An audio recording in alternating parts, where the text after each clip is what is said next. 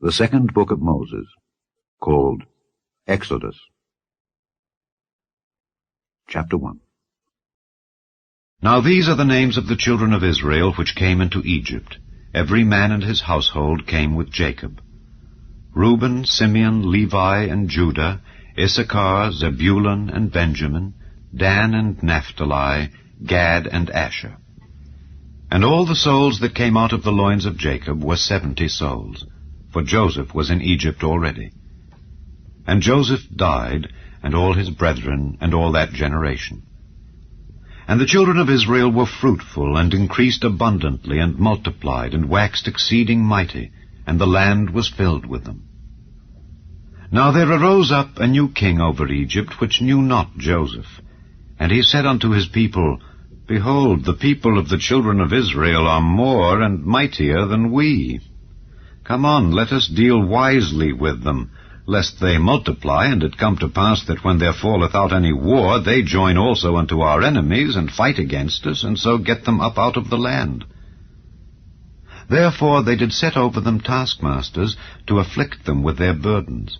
And they built for Pharaoh treasure cities, Pithom and Raamses. But the more they afflicted them, the more they multiplied and grew. And they were grieved because of the children of Israel. And the Egyptians made the children of Israel to serve with rigor, and they made their lives bitter with hard bondage, in mortar and in brick, and in all manner of service in the field. All their service wherein they made them serve was with rigor. And the king of Egypt spake to the Hebrew midwives, of which the name of the one was Shiphrah, and the name of the other Pua. And he said, When ye do the office of a midwife to the Hebrew women, and see them upon the stools, if it be a son, then ye shall kill him. But if it be a daughter, then she shall live. But the midwives feared God, and did not as the king of Egypt commanded them, but saved the men-children alive. And the king of Egypt called for the midwives, and said unto them, Why have ye done this thing, and have saved the men-children alive? And the midwives said unto Pharaoh, Because the Hebrew women are not as the Egyptian women, for they are lively, and are delivered ere the midwives come in unto them. Therefore God dealt well with the midwives, and the people multiplied and waxed very mighty. And it came to pass, because the midwives feared God, that he made them houses. And Pharaoh charged all his people, saying, Every son that is born ye shall cast into the river, and every daughter ye shall save alive. Chapter 2. And there went a man of the house of Levi, and took to wife a daughter of Levi. And the woman conceived, and bare a son. And when she saw him that he was a goodly child, she hid him 3 months. And when she could not longer hide him, she took for him an ark of bulrushes, and daubed it with slime and with pitch, and put the child therein. And she laid it in the flags by the river's brink. And his sister stood afar off, to wit what would be done to him. And the daughter of Pharaoh came down to wash herself at the river, and her maidens walked along by the river's side. And when she saw the ark among the flags, she sent her maid to fetch it. And when she had opened it, she saw the child. And behold, the babe wept. And she had compassion on him, and said, This is one of the Hebrews' children. Then said his sister to Pharaoh's daughter, Shall I go and call to thee a nurse of the Hebrew women, that she may nurse the child for thee? And Pharaoh's daughter said to her, Go. And the maid went and called the child's mother. And Pharaoh's daughter said unto her, Take this child away and nurse it for me, and I will give thee thy wages. And the woman took the child and nursed it. And the child grew, and she brought him unto Pharaoh's daughter, and he became her son. And she called his name Moses. And she said, Because I drew him out of the water. And it came to pass in those days, when Moses was grown, that he went out unto his brethren, and looked on their burdens. And he spied an Egyptian smiting an Hebrew, one of his brethren. And he looked this way and that way, and when he saw that there was no man, he slew the Egyptian, and hid him in the sand. And when he went out the second day, behold, 2 men of the Hebrews strove together, and he said to him that did the wrong, Wherefore smitest thou thy fellow? And he said, Who made thee a prince and a judge over us? Intendest thou to kill me as thou killedst the Egyptian? And Moses feared and said, Surely this thing is known. Now when Pharaoh heard this thing, he sought to slay Moses. But Moses fled from the face of Pharaoh and dwelt in the land of Midian. And he sat down by a well. Now the priest of Midian had 7 daughters, and they came and drew water, and filled the troughs to water their father's flock. And the shepherds came and drove them away. But Moses stood up and helped them, and watered their flock. And when they came to Reuel their father, he said, How is it that ye are come so soon today? And they said, An Egyptian delivered us out of the hand of the shepherds, and also drew water enough for us, and watered the flock. And he said unto his daughters, And where is he? Why is it that ye have left the man? Call him that he may eat bread. And Moses was content to dwell with the man. And he gave Moses Zipporah his daughter. And she bare him a son, and he called his name Gershom. For he said, I have been a stranger in a strange land. And it came to pass, in process of time, that the king of Egypt died, and the children of Israel sighed by reason of the bondage. And they cried, and their cry came up unto God by reason of the bondage. And God heard their groaning, and God remembered his covenant with Abraham, with Isaac, and with Jacob. And God looked upon the children of Israel, and God had respect unto them.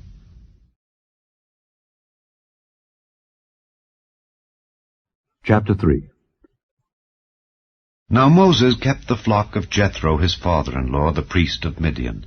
And he led the flock to the backside of the desert, and came to the mountain of God, even to Horeb. And the angel of the Lord appeared unto him in a flame of fire out of the midst of a bush. And he looked, and behold, the bush burned with fire, and the bush was not consumed. And Moses said, I will now turn aside and see this great sight, why the bush is not burnt. And when the Lord saw that he turned aside to see, God called unto him out of the midst of the bush, and said, Moses, Moses. And he said, Here am I. And he said, Draw not nigh hither. Put off thy shoes from off thy feet, for the place whereon thou standest is holy ground. Moreover he said, I am the God of thy father, the God of Abraham, the God of Isaac, and the God of Jacob. And Moses hid his face, for he was afraid to look upon God. And the Lord said, I have surely seen the affliction of my people which are in Egypt, and have heard their cry by reason of their taskmasters, for I know their sorrows. And I am come down to deliver them out of the hand of the Egyptians, and to bring them up out of that land unto a good land and a large, unto a land flowing with milk and honey, unto the place of the Canaanites and the Hittites and the Amorites and the Perizzites and the Hivites and the Jebusites. Now therefore, behold, the cry of the children of Israel is come unto me, and I have also seen the oppression wherewith the Egyptians oppress them. Come now therefore, and I will send thee unto Pharaoh, that thou mayest bring forth my people, the children of Israel, out of Egypt. And Moses said unto God, Who am I that I should go unto Pharaoh, and that I should bring forth the children of Israel out of Egypt? And he said, Certainly I will be with thee, and this shall be a token unto thee that I have sent thee. When thou hast brought forth the people out of Egypt, ye shall serve God upon this mountain. And Moses said unto God, Behold, when I come unto the children of Israel, and shall say unto them, The God of your fathers hath sent me unto you, and they shall say to me, What is his name? What shall I say unto them? And God said unto Moses, I am that I am. And he said, Thus shalt thou say unto the children of Israel, I am hath sent me unto you. And God said moreover unto Moses, Thus shalt thou say unto the children of Israel, The Lord God of your fathers, the God of Abraham, the God of Isaac, and the God of Jacob, hath sent me unto you. This is my name forever, and this is my memorial unto all generations. Go, and gather the elders of Israel together, and say unto them, The Lord God of your fathers, the God of Abraham, of Isaac, and of Jacob, appeared unto me, saying, I have surely visited you, and seen that which is done to you in Egypt.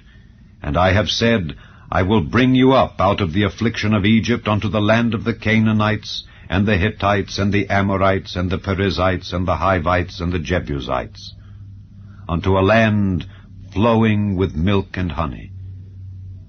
And they shall hearken to thy voice. And thou shalt come, thou and the elders of Israel, unto the king of Egypt, and ye shall say unto him, The Lord God of the Hebrews hath met with us.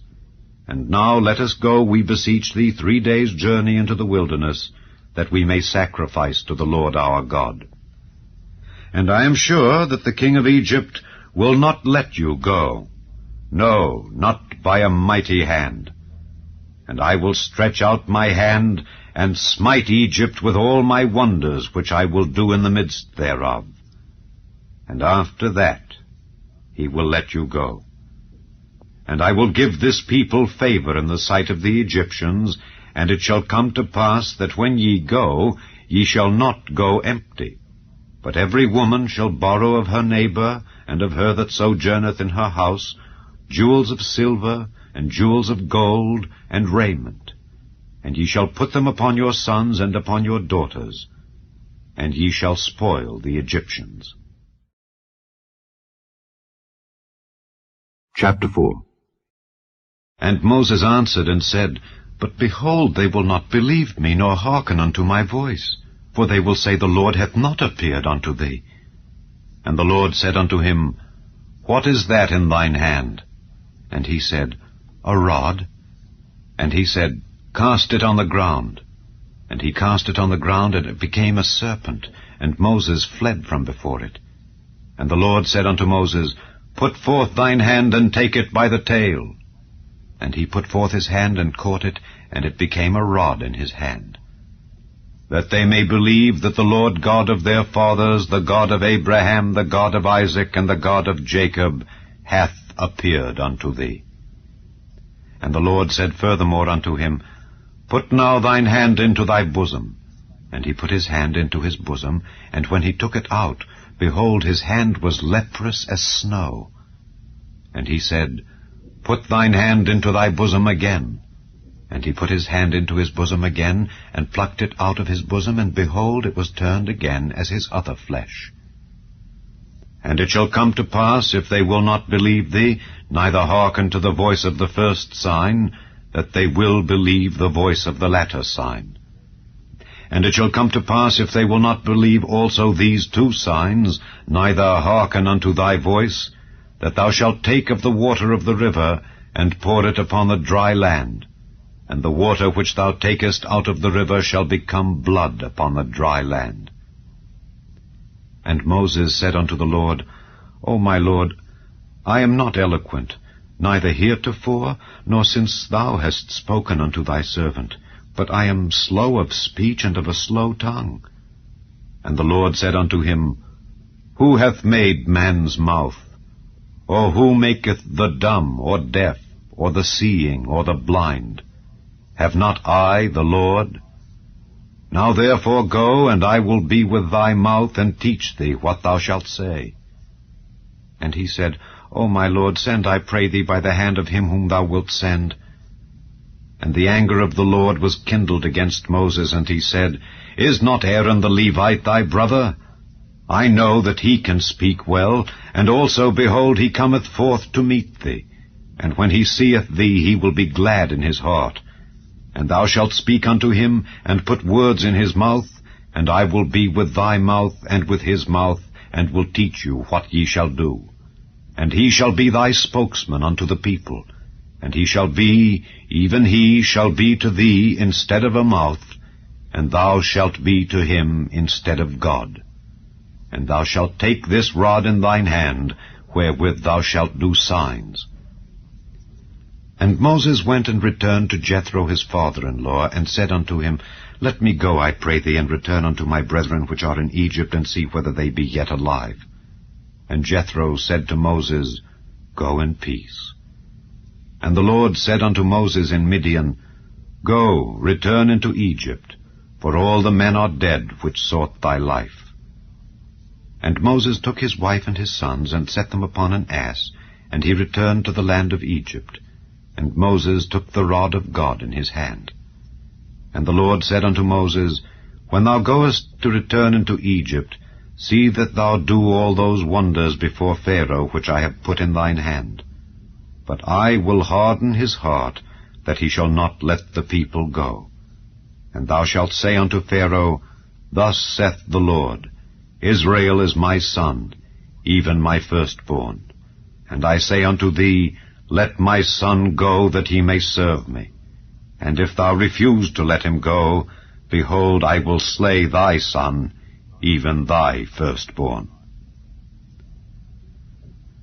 And it came to pass by the way in the inn, that the Lord met him, and sought to kill him. Then Zipporah took a sharp stone, and cut off the foreskin of her son, and cast it at his feet, and said, Surely a bloody husband art thou to me. So he let him go.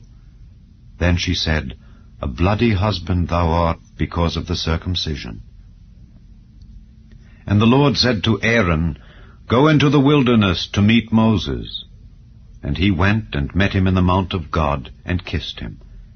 And Moses told Aaron all the words of the Lord who had sent him, and all the signs which he had commanded him. And Moses and Aaron went and gathered together all the elders of the children of Israel. And Aaron spake all the words which the Lord had spoken unto Moses, and did the signs in the sight of the people.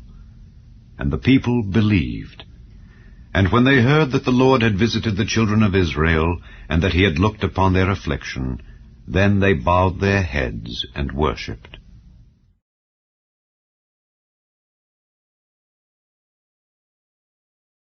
Chapter 5. And afterward Moses and Aaron went in and told Pharaoh, Thus saith the Lord God of Israel, Let my people go, that they may hold a feast unto me in the wilderness. And Pharaoh said, Who is the Lord, that I should obey his voice to let Israel go? I know not the Lord, neither will I let Israel go. And they said, The God of the Hebrews hath met with us. Let us go, we pray thee, 3 days' journey into the desert, and sacrifice unto the Lord our God, lest he fall upon us with pestilence or with the sword.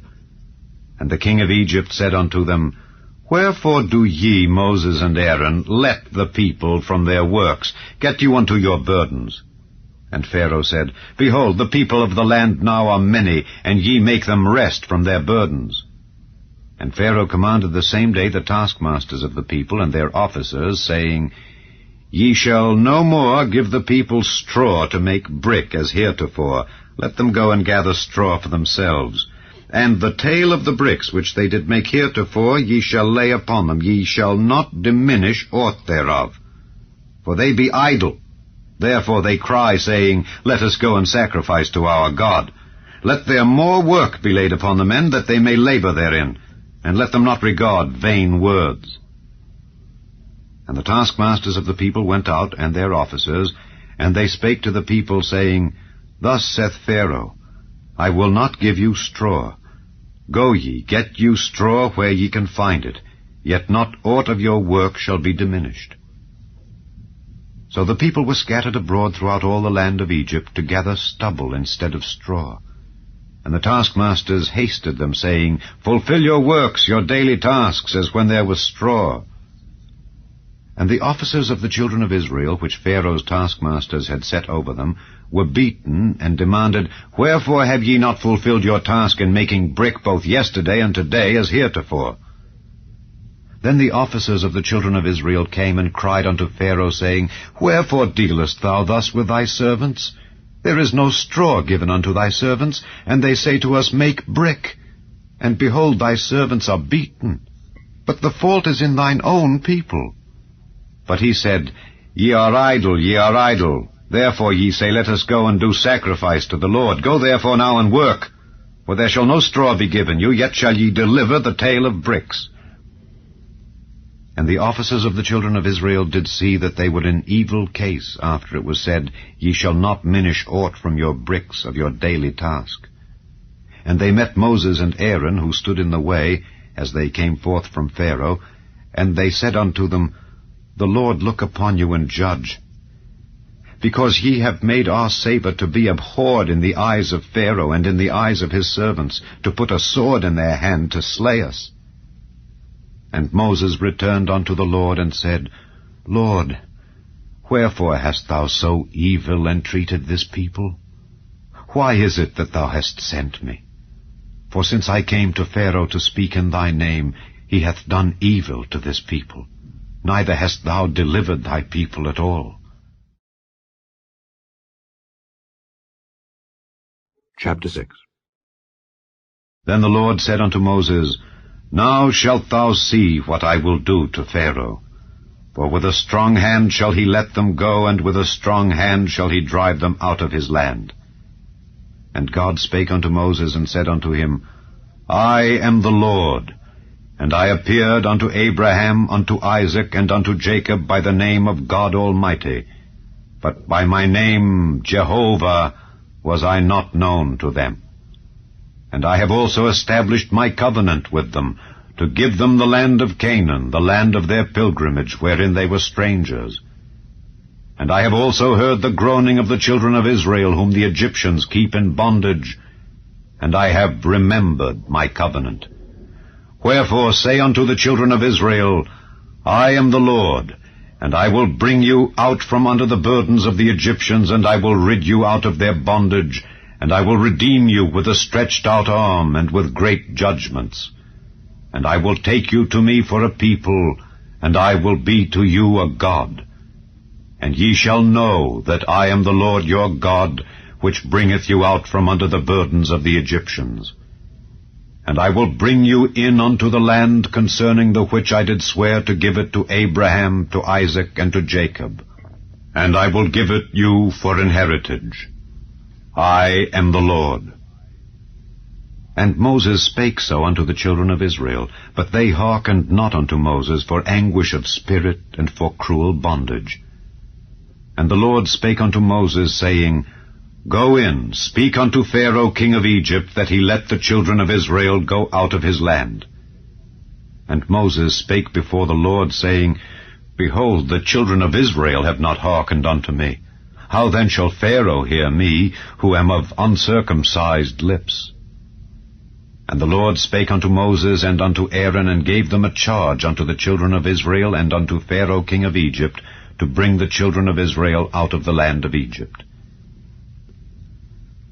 These be the heads of their fathers' houses. The sons of Reuben, the firstborn of Israel, Hanok, and Palu, Hezron, and Carmi. These be the families of Reuben. And the sons of Simeon, Jemuel, and Jamin, and Ohad, and Jachin, and Zohar, and Shaul, the son of a Canaanitish woman. These are the families of Simeon. And these are the names of the sons of Levi according to their generations, Gershon, and Kohath, and Merari. And the years of the life of Levi were 137 years. The sons of Gershon, Libni and Shimei, according to their families. And the sons of Kohath, Amram, and Izhar, and Hebron, and Uzziel. And the years of the life of Kohath were 133 years. And the sons of Merari, Mahali, and Mushi. These are the families of Levi according to their generations. And Amram took him Jochebed, his father's sister, to wife, and she bare him Aaron and Moses. And the years of the life of Amram were 137 years. And the sons of Izhar, Korah, and Nepheg, and Zichri. And the sons of Uzziel, Mishael, and Elzaphan, and Zithri. And Aaron took him Elisheba, daughter of Amminadab, sister of Naashon, to wife, and she bare him Nadab, and Abihu, Eleazar, and Ithamar. And the sons of Korah, Assir, and Elkanah, and Abiasaph. These are the families of the Korhites. And Eleazar, Aaron's son, took him one of the daughters of Putiel to wife, and she bare him Phinehas. These are the heads of the fathers of the Levites according to their families. These are that Aaron and Moses, to whom the Lord said, Bring out the children of Israel from the land of Egypt according to their armies.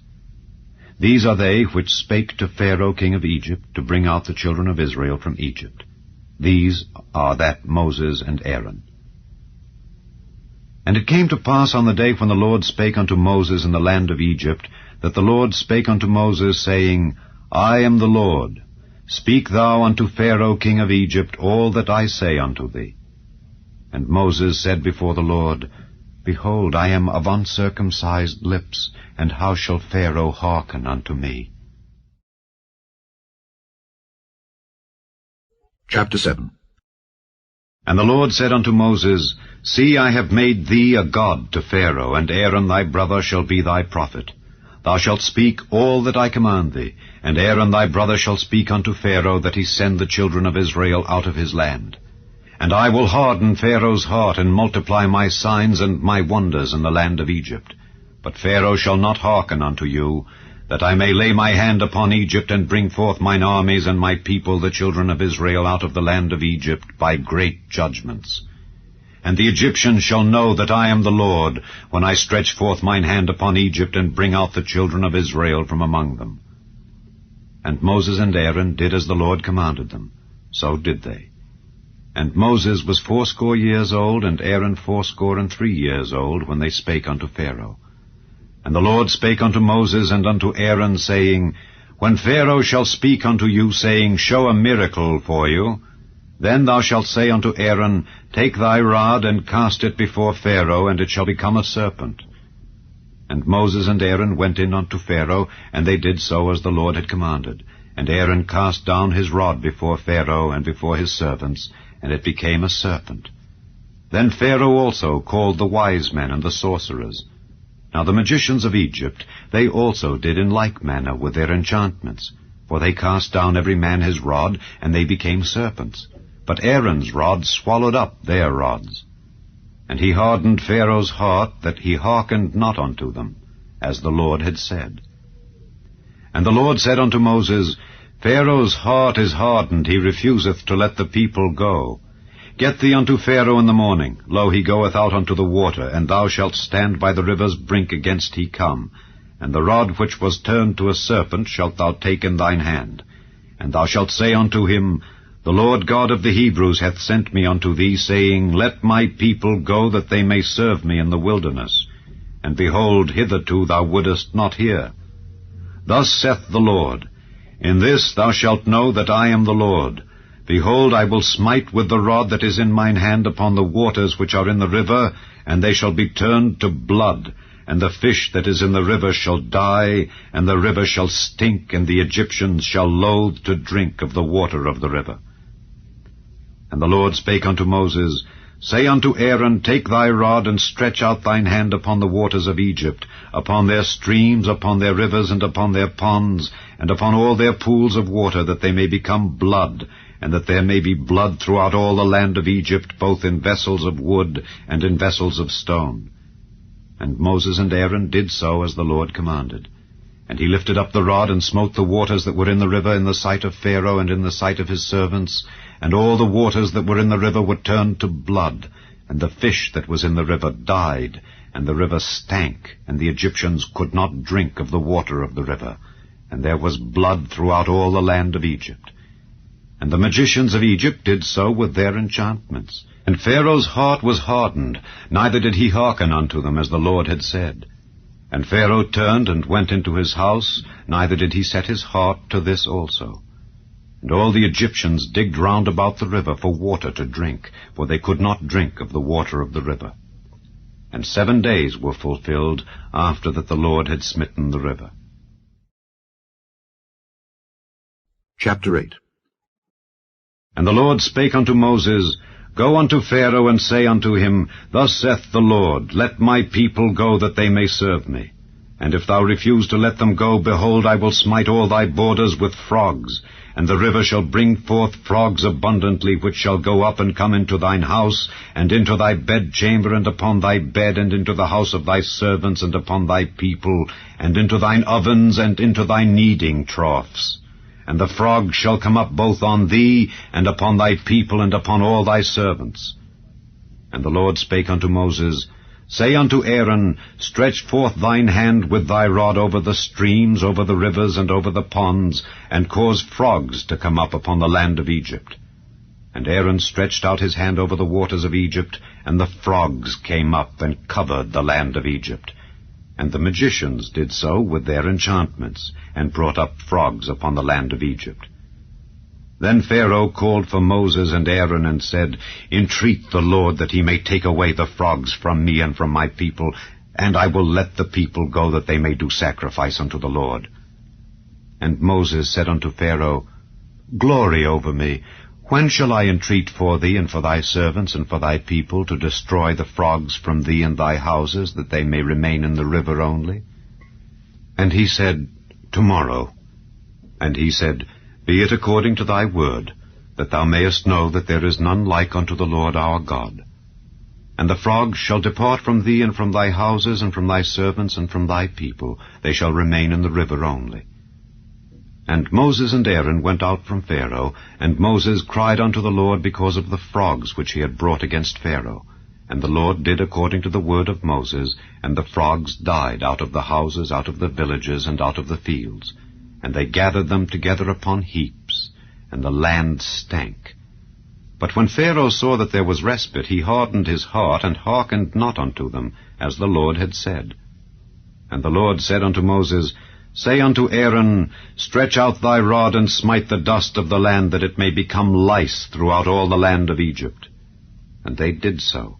For Aaron stretched out his hand with his rod, and smote the dust of the earth, and it became lice in man and in beast. All the dust of the land became lice throughout all the land of Egypt. And the magicians did so with their enchantments to bring forth lice, but they could not. So there were lice upon man and upon beast. Then the magicians said unto Pharaoh, This is the finger of God. And Pharaoh's heart was hardened, and he hearkened not unto them, as the Lord had said. And the Lord said unto Moses, Rise up early in the morning, and stand before Pharaoh. Lo, he cometh forth to the water. And say unto him, Thus saith the Lord, Let my people go, that they may serve me. Else, if thou wilt not let my people go, behold, I will send swarms of flies upon thee, and upon thy servants, and upon thy people, and into thy houses. And the houses of the Egyptians shall be full of swarms of flies, and also the ground whereon they are. And I will sever in that day the land of Goshen, in which my people dwell, that no swarms of flies shall be there, to the end thou mayest know that I am the Lord in the midst of the earth. And I will put a division between my people and thy people. Tomorrow shall this sign be. And the Lord did so. And there came a grievous swarm of flies into the house of Pharaoh, and into his servants' houses, and into all the land of Egypt. The land was corrupted by reason of the swarm of flies. And Pharaoh called for Moses and for Aaron, and said, Go ye, sacrifice to your God in the land. And Moses said, It is not meet so to do, for we shall sacrifice the abomination of the Egyptians to the Lord our God. Lo, shall we sacrifice the abomination of the Egyptians before their eyes? And will they not stone us? We will go 3 days' journey into the wilderness, and sacrifice to the Lord our God, as he shall command us. And Pharaoh said, I will let you go, that ye may sacrifice to the Lord your God in the wilderness. Only ye shall not go very far away. Entreat for me. And Moses said, Behold, I go out from thee, and I will entreat the Lord that the swarms of flies may depart from Pharaoh, from his servants, and from his people tomorrow. But let not Pharaoh deal deceitfully any more in not letting the people go to sacrifice to the Lord. And Moses went out from Pharaoh, and entreated the Lord. And the Lord did according to the word of Moses, and he removed the swarms of flies from Pharaoh, from his servants, and from his people. There remained not one. And Pharaoh hardened his heart at this time also, neither would he let the people go.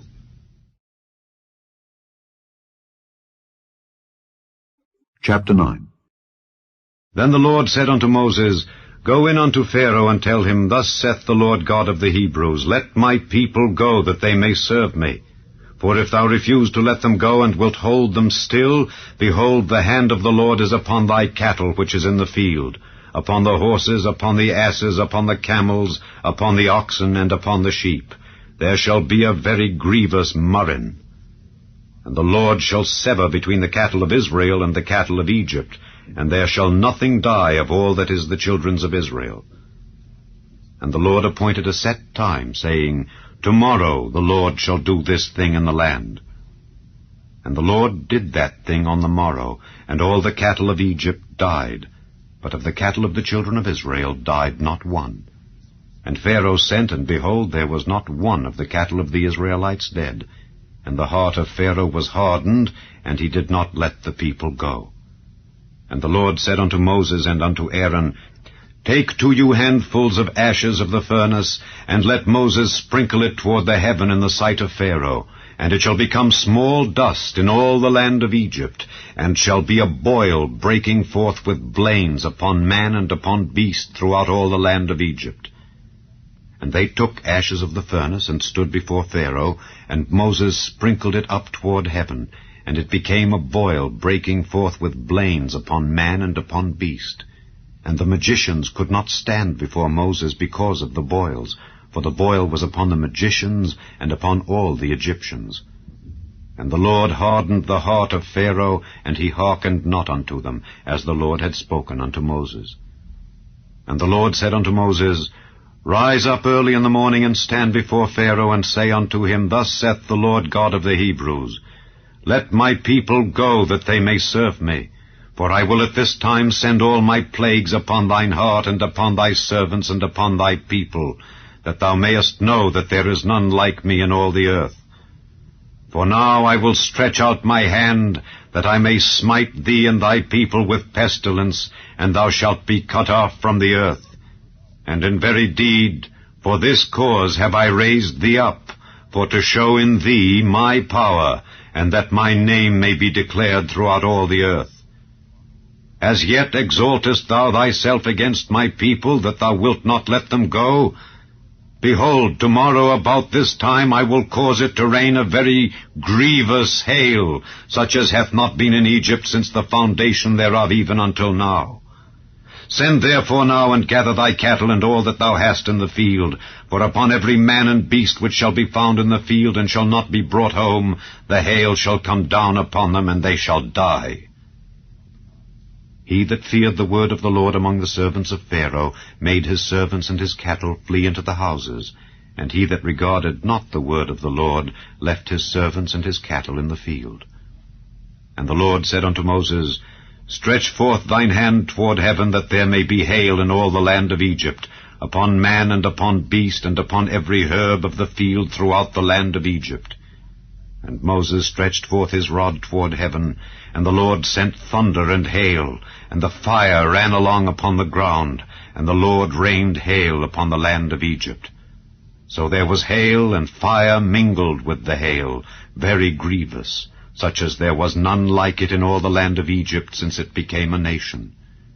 And the hail smote throughout all the land of Egypt all that was in the field, both man and beast. And the hail smote every herb of the field, and brake every tree of the field. Only in the land of Goshen, where the children of Israel were, was there no hail. And Pharaoh sent and called for Moses and Aaron, and said unto them, I have sinned this time. The Lord is righteous, and I and my people are wicked. Entreat the Lord, for it is enough, that there be no more mighty thunderings and hail, and I will let you go, and ye shall stay no longer. And Moses said unto him, As soon as I am gone out of the city, I will spread abroad my hands unto the Lord, and the thunder shall cease, neither shall there be any more hail, that thou mayest know how that the earth is the Lord's. But as for thee and thy servants, I know that ye will not yet fear the Lord God. And the flax and the barley was smitten, for the barley was in the ear, and the flax was bold. But the wheat and the rye were not smitten, for they were not grown up. And Moses went out of the city from Pharaoh, and spread abroad his hands unto the Lord, and the thunders and hail ceased, and the rain was not poured upon the earth.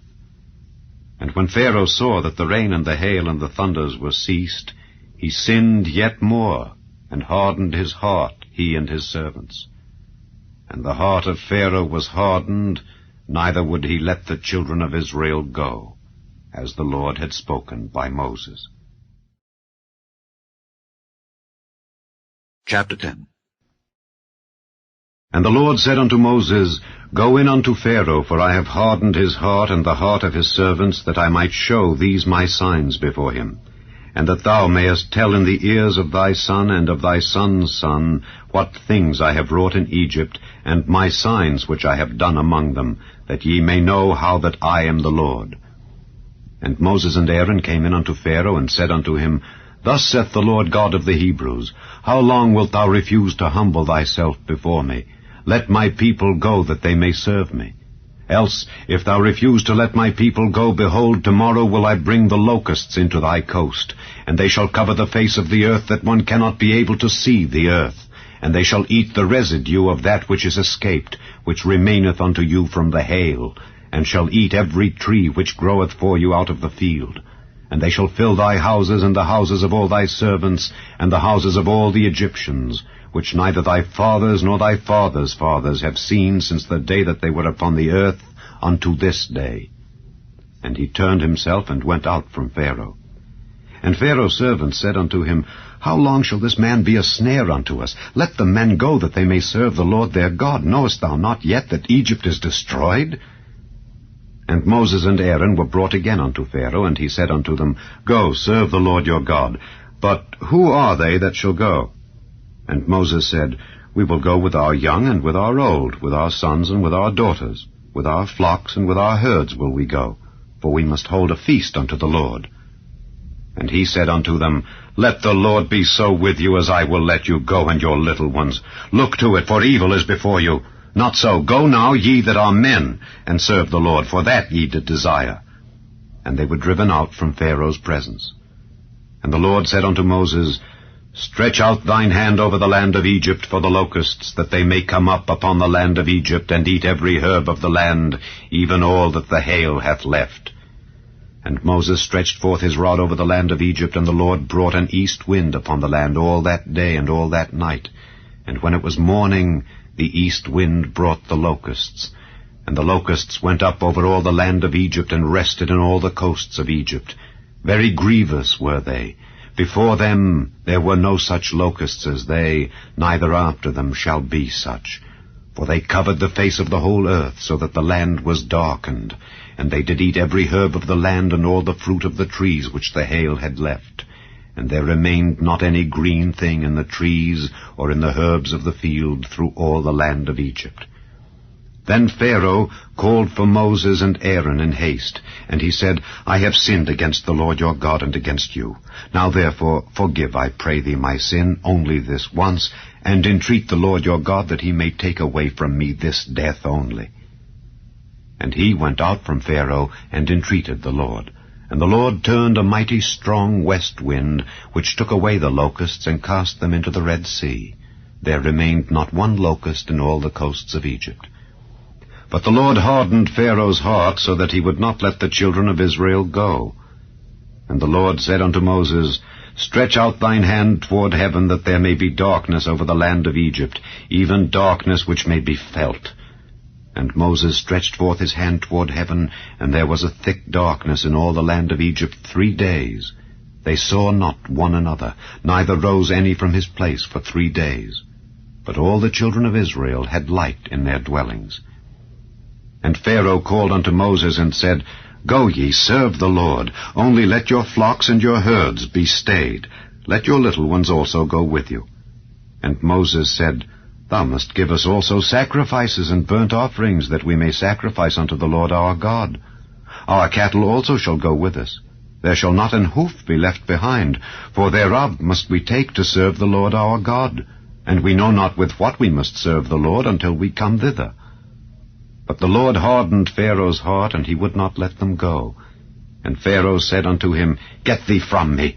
Take heed to thyself, see my face no more, for in that day thou seest my face thou shalt die. And Moses said, Thou hast spoken well. I will see thy face again no more.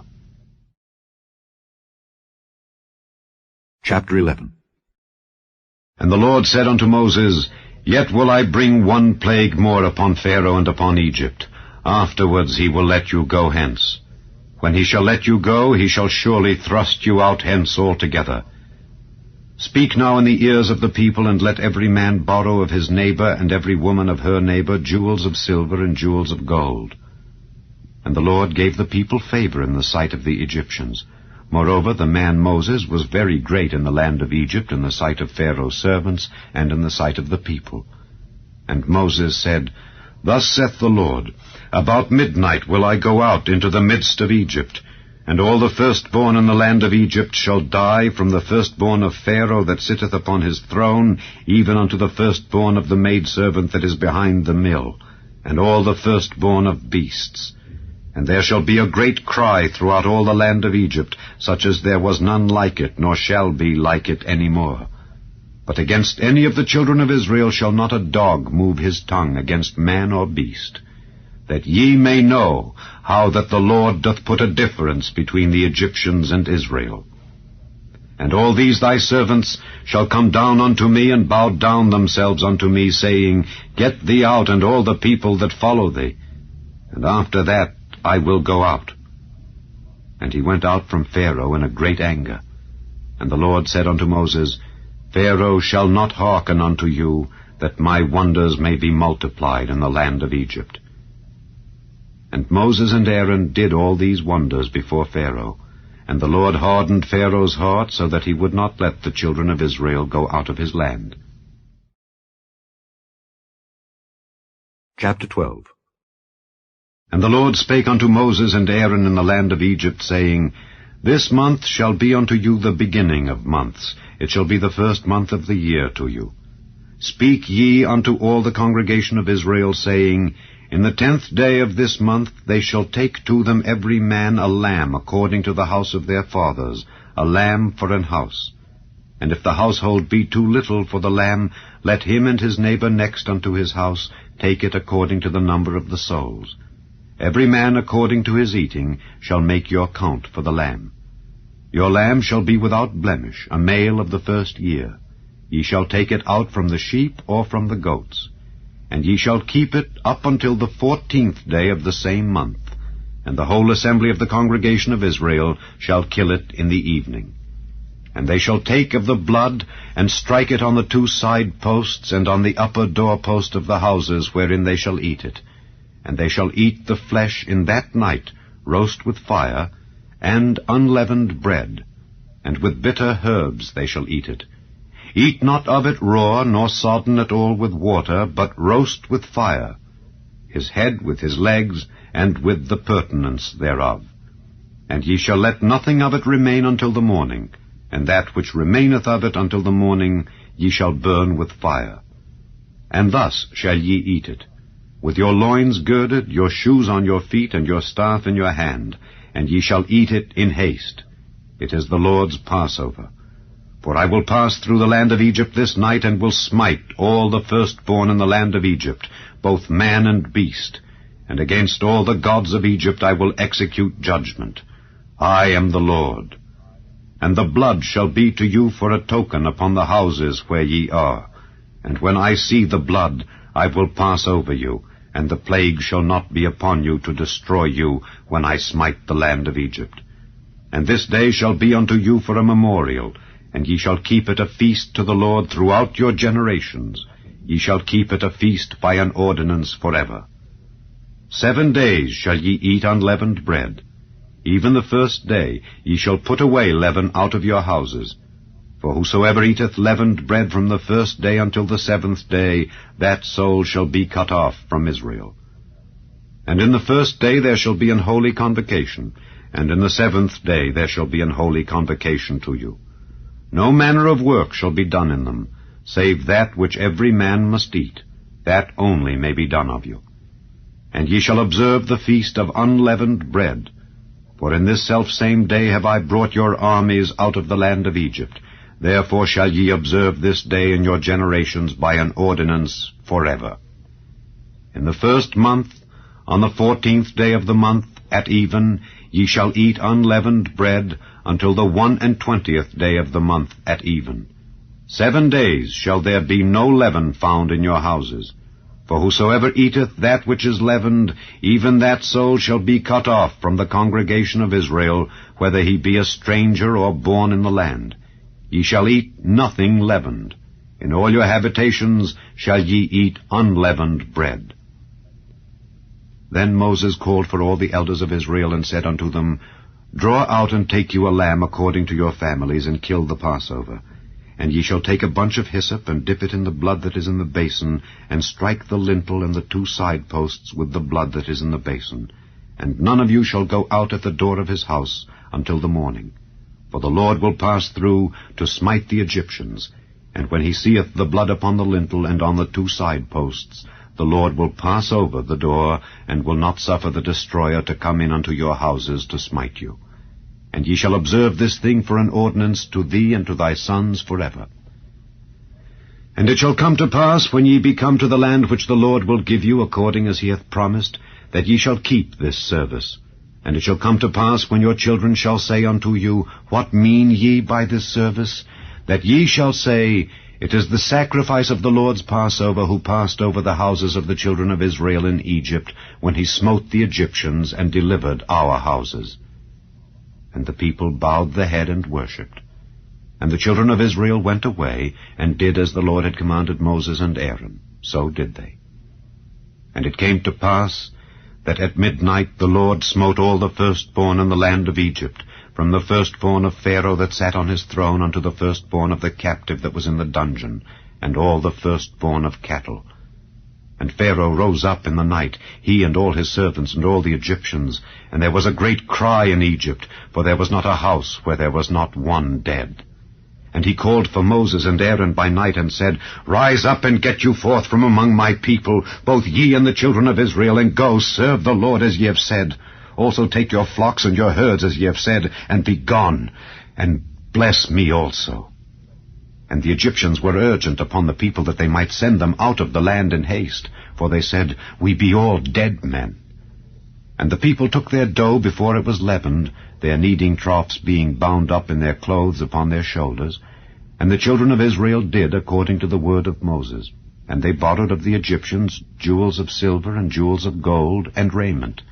And the Lord gave the people favor in the sight of the Egyptians, so that they lent unto them such things as they required. And they spoiled the Egyptians.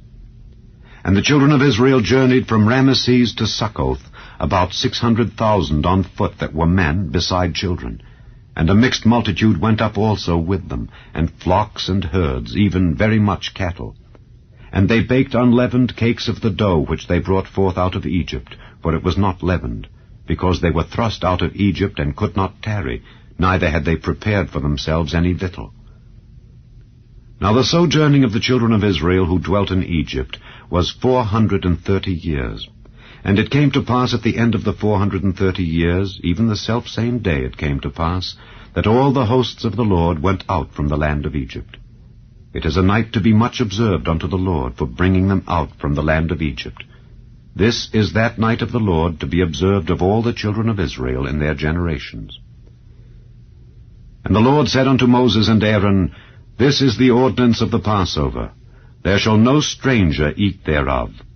But every man's servant that is bought for money, when thou hast circumcised him, then shall he eat thereof.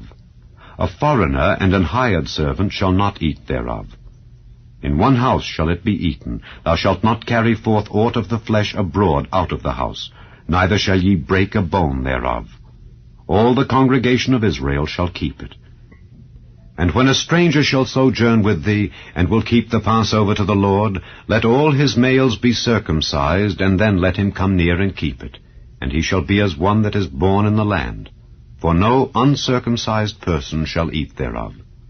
One law shall be to him that is home-born, and unto the stranger that sojourneth among you. Thus did all the children of Israel as the Lord commanded Moses and Aaron. So did they. And it came to pass the selfsame day that the Lord did bring the children of Israel out of the land of Egypt by their armies. Chapter 13. And the Lord spake unto Moses, saying, Sanctify unto me all the firstborn, whatsoever openeth the womb among the children of Israel, both of man and of beast. It is mine. And Moses said unto the people, Remember this day in which ye came out from Egypt, out of the house of bondage, for by strength of hand the Lord brought you out from this place. There shall no leavened bread be eaten. This day came ye out in the month Abib. And it shall be, when the Lord shall bring thee into the land of the Canaanites, and the Hittites, and the Amorites, and the Hivites, and the Jebusites, which he sware unto thy fathers to give thee, a land flowing with milk and honey, that thou shalt keep this service in this month. 7 days thou shalt eat unleavened bread, and in the 7th day shall be a feast to the Lord. Unleavened bread shall be eaten 7 days, and there shall no leavened bread be seen with thee, neither shall there be leaven seen with thee in all thy quarters. And thou shalt show thy son in that day, saying, This is done because of that which the Lord did unto me when I came forth out of Egypt. And it shall be for a sign unto thee upon thine hand, and for a memorial between thine eyes, that the Lord's law may be in thy mouth.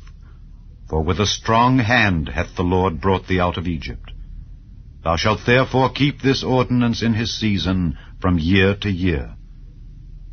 And it shall be, when the Lord shall bring thee into the land of the Canaanites, as he sware unto thee and to thy fathers, and shall give it thee, that thou shalt set apart unto the Lord all that openeth the matrix, and every firstling that cometh of a beast which thou hast. The males shall be the Lord's. And every firstling of an ass thou shalt redeem with a lamb, and if thou wilt not redeem it, then thou shalt break his neck.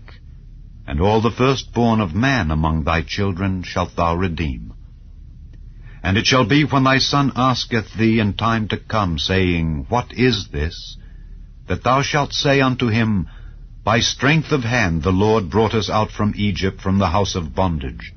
And it came to pass, when Pharaoh would hardly let us go, that the Lord slew all the firstborn in the land of Egypt, both the firstborn of man and the firstborn of beast. Therefore I sacrifice to the Lord all that openeth the matrix, being males. But all the firstborn of my children I redeem. And it shall be for a token upon thine hand, and for frontlets between thine eyes. For by strength of hand the Lord brought us forth out of Egypt. And it came to pass, when Pharaoh had let the people go, that God led them not through the way of the land of the Philistines, although that was near. For God said, Lest peradventure the people repent when they see war, and they return to Egypt. But God led the people about through the way of the wilderness of the Red Sea. And the children of Israel went up harnessed out of the land of Egypt. And Moses took the bones of Joseph with him, for he had straitly sworn the children of Israel, saying, God will surely visit you, and ye shall carry up my bones away hence with you. And they took their journey from Succoth, and encamped in Etham, in the edge of the wilderness. And the Lord went before them by day in a pillar of a cloud to lead them the way, and by night in a pillar of fire to give them light, to go by day and night. He took not away the pillar of the cloud by day, nor the pillar of fire by night from before the people. Chapter 14. And the Lord spake unto Moses, saying, Speak unto the children of Israel, that they turn and encamp before Pi-hahiroth, between Migdol and the sea, over against Baal-zephon. Before it shall ye encamp by the sea. For Pharaoh will say of the children of Israel, They are entangled in the land, the wilderness hath shut them in. And I will harden Pharaoh's heart, that he shall follow after them. And I will be honored upon Pharaoh and upon all his host, that the Egyptians may know that I am the Lord. And they did so.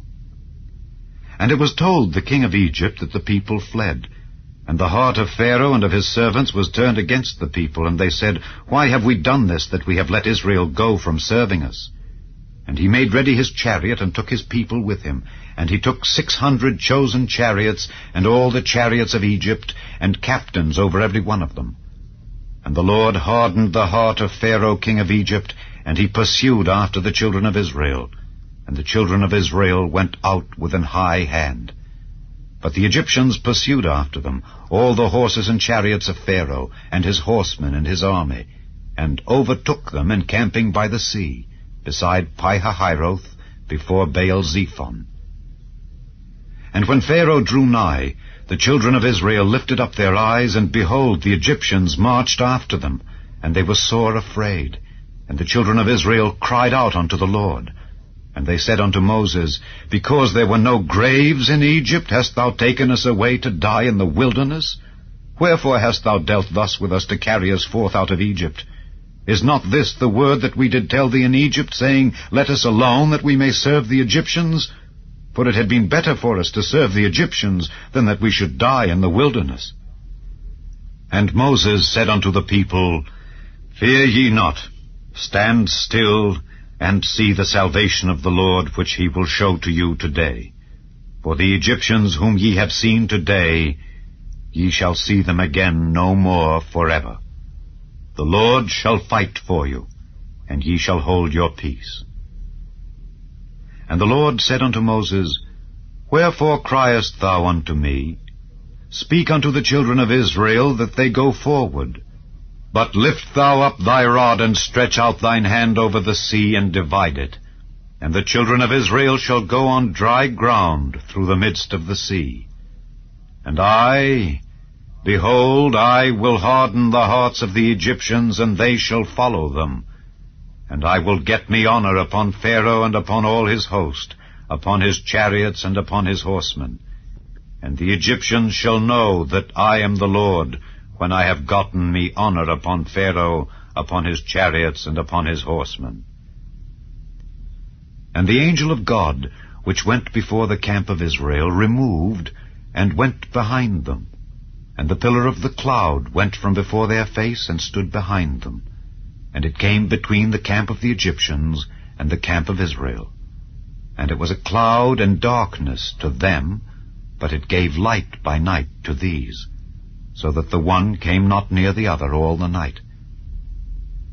And Moses stretched out his hand over the sea, and the Lord caused the sea to go back by a strong east wind all that night, and made the sea dry land, and the waters were divided. And the children of Israel went into the midst of the sea upon the dry ground, and the waters were a wall unto them on their right hand and on their left. And the Egyptians pursued, and went in after them to the midst of the sea, even all Pharaoh's horses, his chariots, and his horsemen.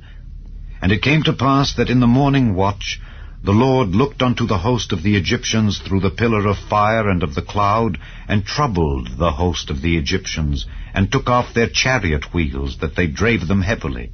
So that the Egyptians said, Let us flee from the face of Israel, for the Lord fighteth for them against the Egyptians. And the Lord said unto Moses, Stretch out thine hand over the sea, that the waters may come again upon the Egyptians, upon their chariots and upon their horsemen.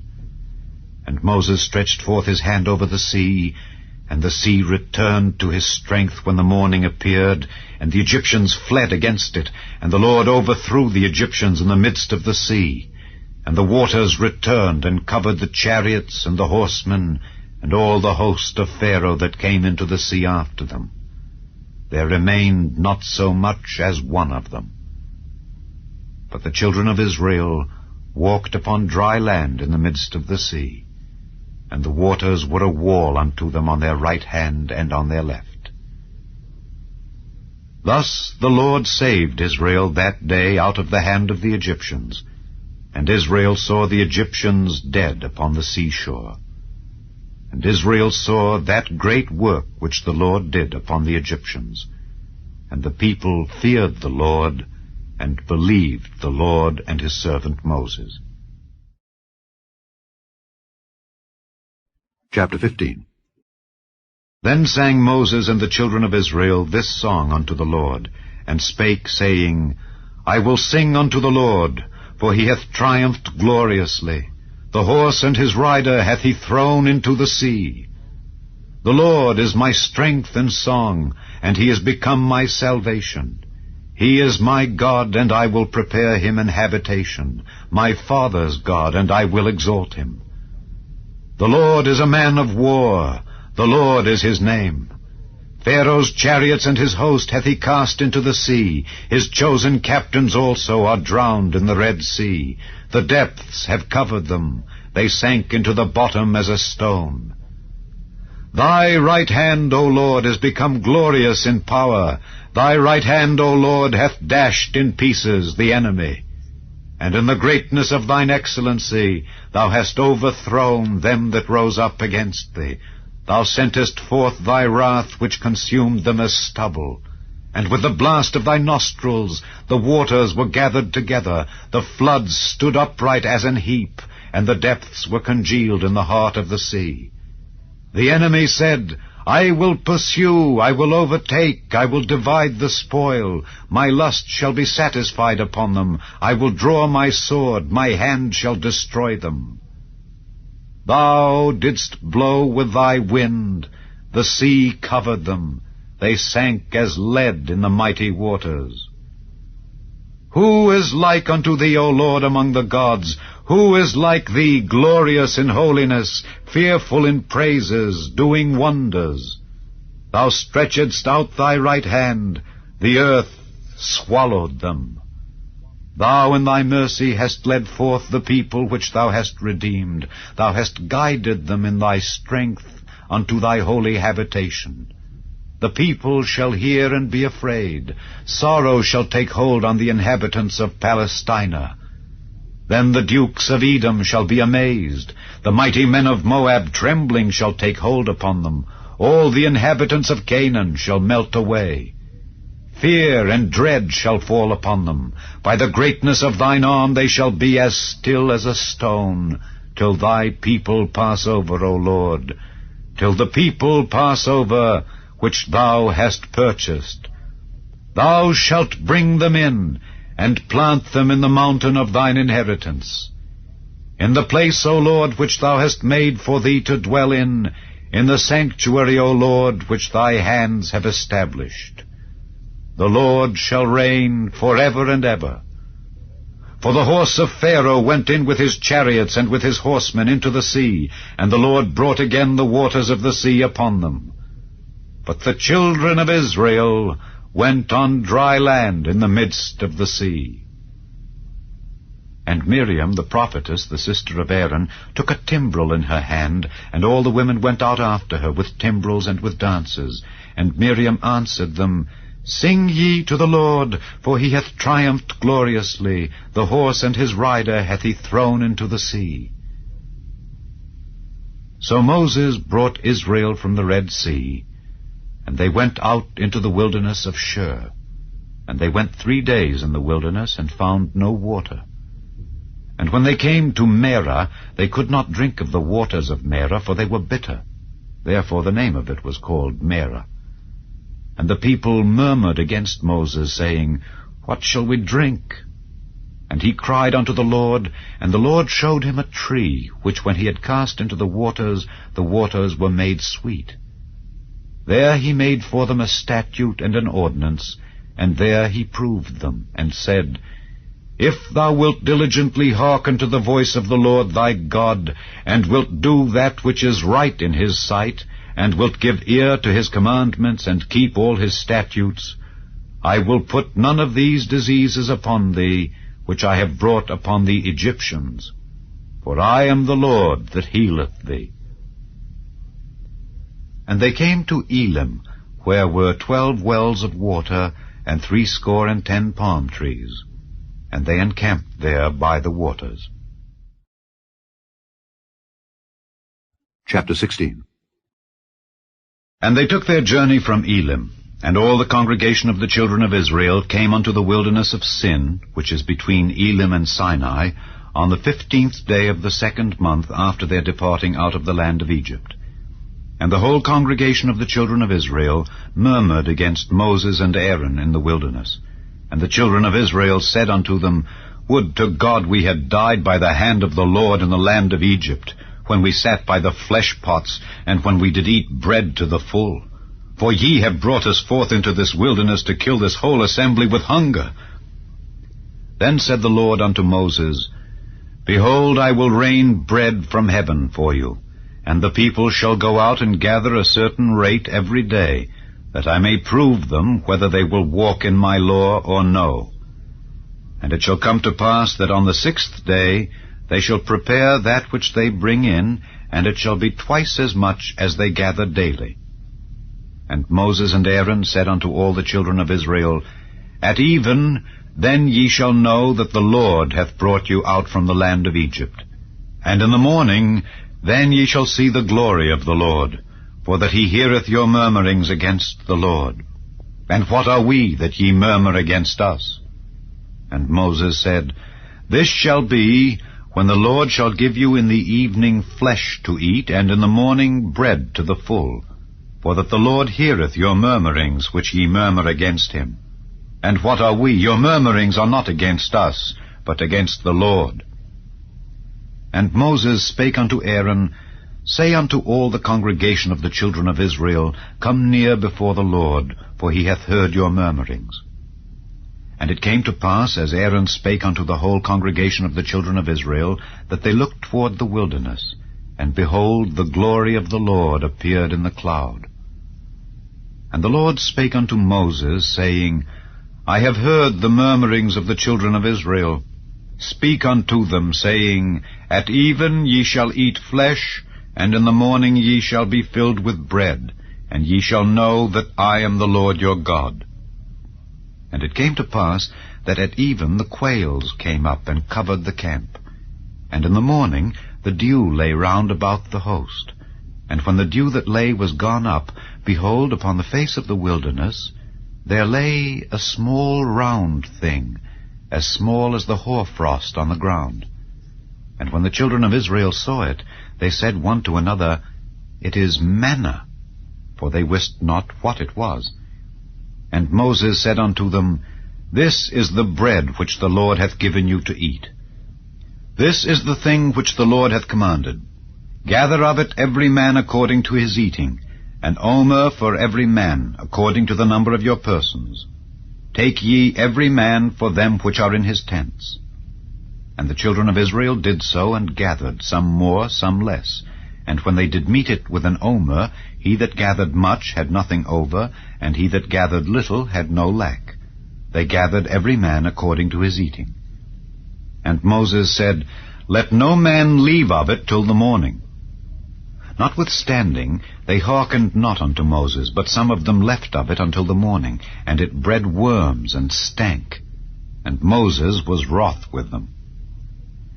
And they gathered it every morning, every man according to his eating. And when the sun waxed hot, it melted. And it came to pass that on the 6th day they gathered twice as much bread, 2 omers for one man. And all the rulers of the congregation came and told Moses. And he said unto them, This is that which the Lord hath said. Tomorrow is the rest of the holy Sabbath unto the Lord. Bake that which ye will bake today, and seethe that ye will seethe, and that which remaineth over lay up for you to be kept until the morning. And they laid it up till the morning, as Moses bade, and it did not stink, neither was there any worm therein. And Moses said, Eat that today, for today is a Sabbath unto the Lord. Today ye shall not find it in the field. 6 days ye shall gather it, but on the 7th day, which is the Sabbath, in it there shall be none. And it came to pass that there went out some of the people on the 7th day for to gather, and they found none. And the Lord said unto Moses, How long refuse ye to keep my commandments and my laws? See, for that the Lord hath given you the Sabbath, therefore he giveth you on the 6th day the bread of 2 days. Abide ye every man in his place, let no man go out of his place on the 7th day. So the people rested on the 7th day. And the house of Israel called the name thereof manna, and it was like coriander seed, white, and the taste of it was like wafers made with honey. And Moses said, This is the thing which the Lord commandeth. Fill an omer of it, to be kept for your generations, that they may see the bread wherewith I have fed you in the wilderness, when I brought you forth from the land of Egypt.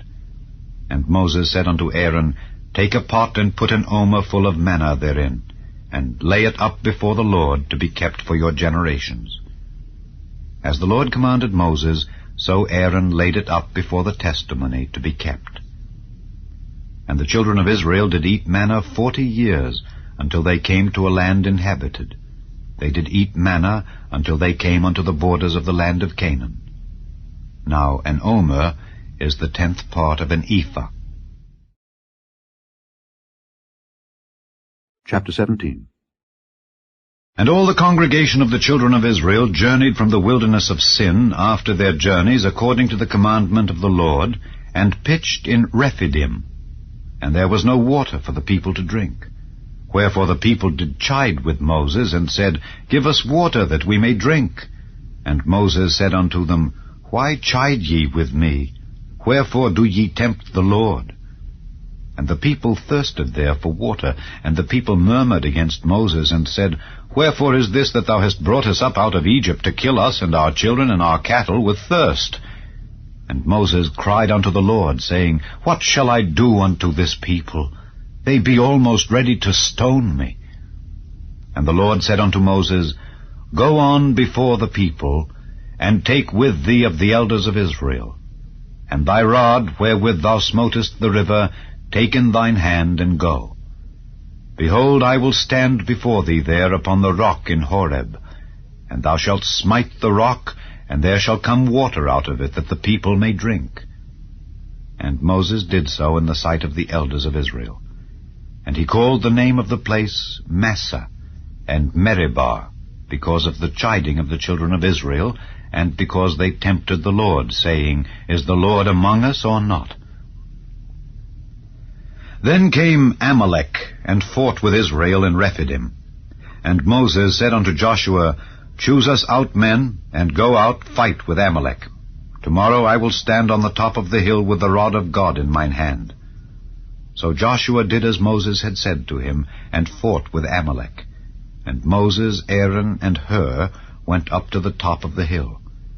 And it came to pass, when Moses held up his hand, that Israel prevailed. And when he let down his hand, Amalek prevailed. But Moses' hands were heavy. And they took a stone, and put it under him, and he sat thereon. And Aaron and Hur stayed up his hands, the one on the one side, and the other on the other side. And his hands were steady until the going down of the sun. And Joshua discomfited Amalek and his people with the edge of the sword. And the Lord said unto Moses, Write this for a memorial in a book, and rehearse it in the ears of Joshua. For I will utterly put out the remembrance of Amalek from under heaven. And Moses built an altar, and called the name of it Jehovah Nissi. For he said, Because the Lord hath sworn that the Lord will have war with Amalek from generation to generation. Chapter 18. When Jethro, the priest of Midian, Moses' father-in-law, heard of all that God had done for Moses and for Israel his people, and that the Lord had brought Israel out of Egypt, then Jethro, Moses' father-in-law, took Zipporah, Moses' wife, after he had sent her back, and her 2 sons, of which the name of the one was Gershom, for he said, I have been an alien in a strange land, and the name of the other was Eliezer, for the God of my father, said he, was mine help, and delivered me from the sword of Pharaoh. And Jethro, Moses' father-in-law, came with his sons and his wife unto Moses into the wilderness, where he encamped at the mount of God. And he said unto Moses, I, thy father-in-law Jethro, am come unto thee, and thy wife and her 2 sons with her. And Moses went out to meet his father-in-law, and did obeisance, and kissed him. And they asked each other of their welfare, and they came into the tent. And Moses told his father-in-law all that the Lord had done unto Pharaoh and to the Egyptians for Israel's sake, and all the travail that had come upon them by the way, and how the Lord delivered them. And Jethro rejoiced for all the goodness which the Lord had done to Israel, whom he had delivered out of the hand of the Egyptians. And Jethro said, Blessed be the Lord, who hath delivered you out of the hand of the Egyptians, and out of the hand of Pharaoh, who hath delivered the people from under the hand of the Egyptians. Now I know that the Lord is greater than all gods, for in the thing wherein they dealt proudly, he was above them. And Jethro, Moses' father-in-law, took a burnt offering and sacrifices for God. And Aaron came, and all the elders of Israel, to eat bread with Moses' father-in-law before God. And it came to pass on the morrow that Moses sat to judge the people. And the people stood by Moses from the morning unto the evening. And when Moses' father-in-law saw all that he did to the people, he said, What is this thing that thou doest to the people? Why sittest thou thyself alone, and all the people stand by thee from morning unto even? And Moses said unto his father-in-law, Because the people come unto me to inquire of God.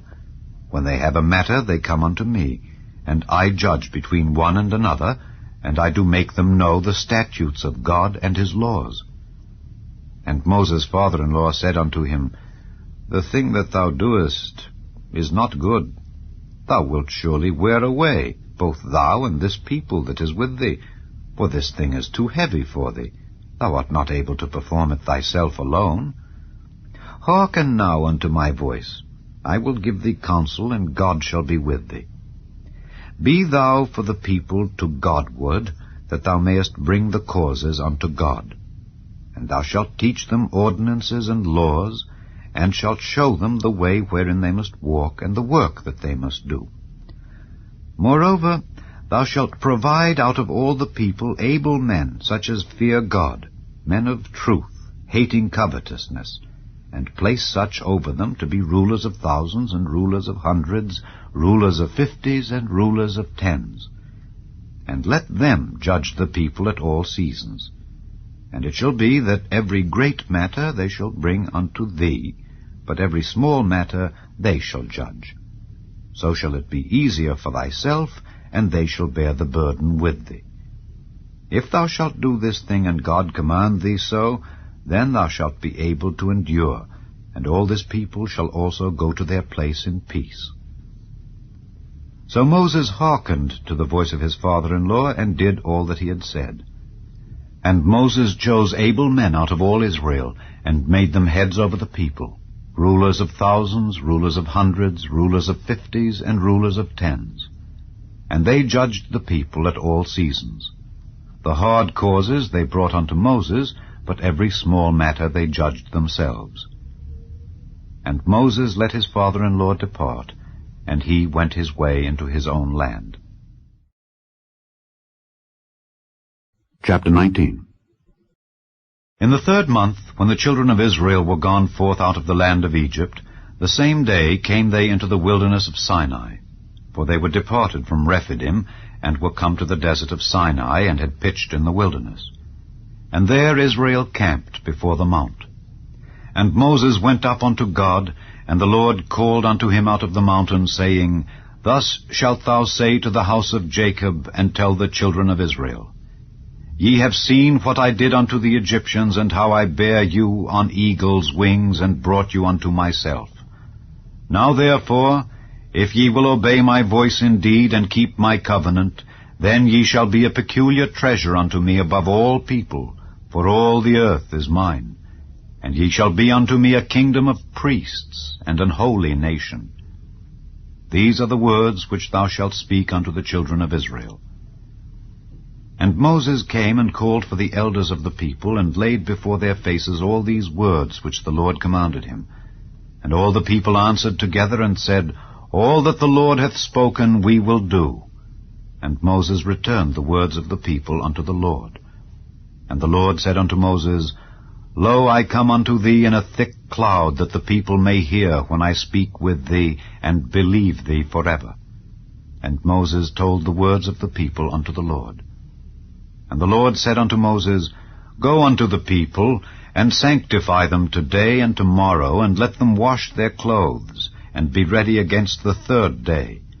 For the 3rd day the Lord will come down in the sight of all the people upon Mount Sinai. And thou shalt set bounds unto the people round about, saying, Take heed to yourselves, that ye go not up into the mount, or touch the border of it. Whosoever toucheth the mount shall be surely put to death. There shall not an hand touch it, but he shall surely be stoned or shot through. Whether it be beast or man, it shall not live. When the trumpet soundeth long, they shall come up to the mount. And Moses went down from the mount unto the people, and sanctified the people, and they washed their clothes. And he said unto the people, Be ready against the 3rd day. Come not at your wives. And it came to pass on the 3rd day in the morning, that there were thunders and lightnings, and a thick cloud upon the mount, and the voice of the trumpet exceeding loud, so that all the people that was in the camp trembled. And Moses brought forth the people out of the camp to meet with God, and they stood at the nether part of the mount. And Mount Sinai was altogether on a smoke, because the Lord descended upon it in fire, and the smoke thereof ascended as the smoke of a furnace, and the whole mount quaked greatly. And when the voice of the trumpet sounded long, and waxed louder and louder, Moses spake, and God answered him by a voice. And the Lord came down upon Mount Sinai on the top of the mount. And the Lord called Moses up to the top of the mount, and Moses went up. And the Lord said unto Moses, Go down, charge the people, lest they break through unto the Lord to gaze, and many of them perish. And let the priests also which come near to the Lord sanctify themselves, lest the Lord break forth upon them. And Moses said unto the Lord, The people cannot come up to Mount Sinai, for thou chargedst us, saying, Set bounds about the mount, and sanctify it. And the Lord said unto him, Away, get thee down, and thou shalt come up, thou and Aaron with thee. But let not the priests and the people break through to come up unto the Lord, lest he break forth upon them. So Moses went down unto the people, and spake unto them. Chapter 20. And God spake all these words, saying, I am the Lord thy God, which have brought thee out of the land of Egypt, out of the house of bondage. Thou shalt have no other gods before me. Thou shalt not make unto thee any graven image, or any likeness of anything that is in heaven above, or that is in the earth beneath, or that is in the water under the earth. Thou shalt not bow down thyself to them, nor serve them. For I, the Lord thy God, am a jealous God, visiting the iniquity of the fathers upon the children, unto the 3rd and 4th generation of them that hate me, and showing mercy unto thousands of them that love me and keep my commandments. Thou shalt not take the name of the Lord thy God in vain, for the Lord will not hold him guiltless that taketh his name in vain. Remember the Sabbath day to keep it holy. 6 days shalt thou labor and do all thy work, but the 7th day is the Sabbath of the Lord thy God. In it thou shalt not do any work, thou, nor thy son, nor thy daughter, thy manservant, nor thy maidservant, nor thy cattle, nor thy stranger that is within thy gates. For in 6 days the Lord made heaven and earth, the sea, and all that in them is, and rested the 7th day. Wherefore the Lord blessed the Sabbath day, and hallowed it. Honor thy father and thy mother, that thy days may be long upon the land which the Lord thy God giveth thee. Thou shalt not kill. Thou shalt not commit adultery. Thou shalt not steal. Thou shalt not bear false witness against thy neighbor. Thou shalt not covet thy neighbor's house. Thou shalt not covet thy neighbor's wife, nor his manservant, nor his maidservant, nor his ox, nor his ass, nor anything that is thy neighbor's. And all the people saw the thunderings and the lightnings, and the noise of the trumpet, and the mountain smoking. And when the people saw it, they removed and stood afar off. And they said unto Moses, Speak thou with us, and we will hear, but let not God speak with us, lest we die. And Moses said unto the people, Fear not, for God is come to prove you, and that his fear may be before your faces, that ye sin not. And the people stood afar off, and Moses drew near unto the thick darkness where God was. And the Lord said unto Moses, Thus thou shalt say unto the children of Israel, Ye have seen that I have talked with you from heaven. Ye shall not make with me gods of silver, neither shall ye make unto you gods of gold. An altar of earth thou shalt make unto me, and shalt sacrifice thereon thy burnt offerings and thy peace offerings, thy sheep and thine oxen. In all places where I record my name, I will come unto thee, and I will bless thee. And if thou wilt make me an altar of stone, thou shalt not build it of hewn stone. For if thou lift up thy tool upon it, thou hast polluted it. Neither shalt thou go up by steps unto mine altar, that thy nakedness be not discovered thereon. Chapter 21. Now these are the judgments which thou shalt set before them. If thou buy an Hebrew servant, 6 years he shall serve, and in the 7th he shall go out free for nothing. If he came in by himself, he shall go out by himself. If he were married, then his wife shall go out with him.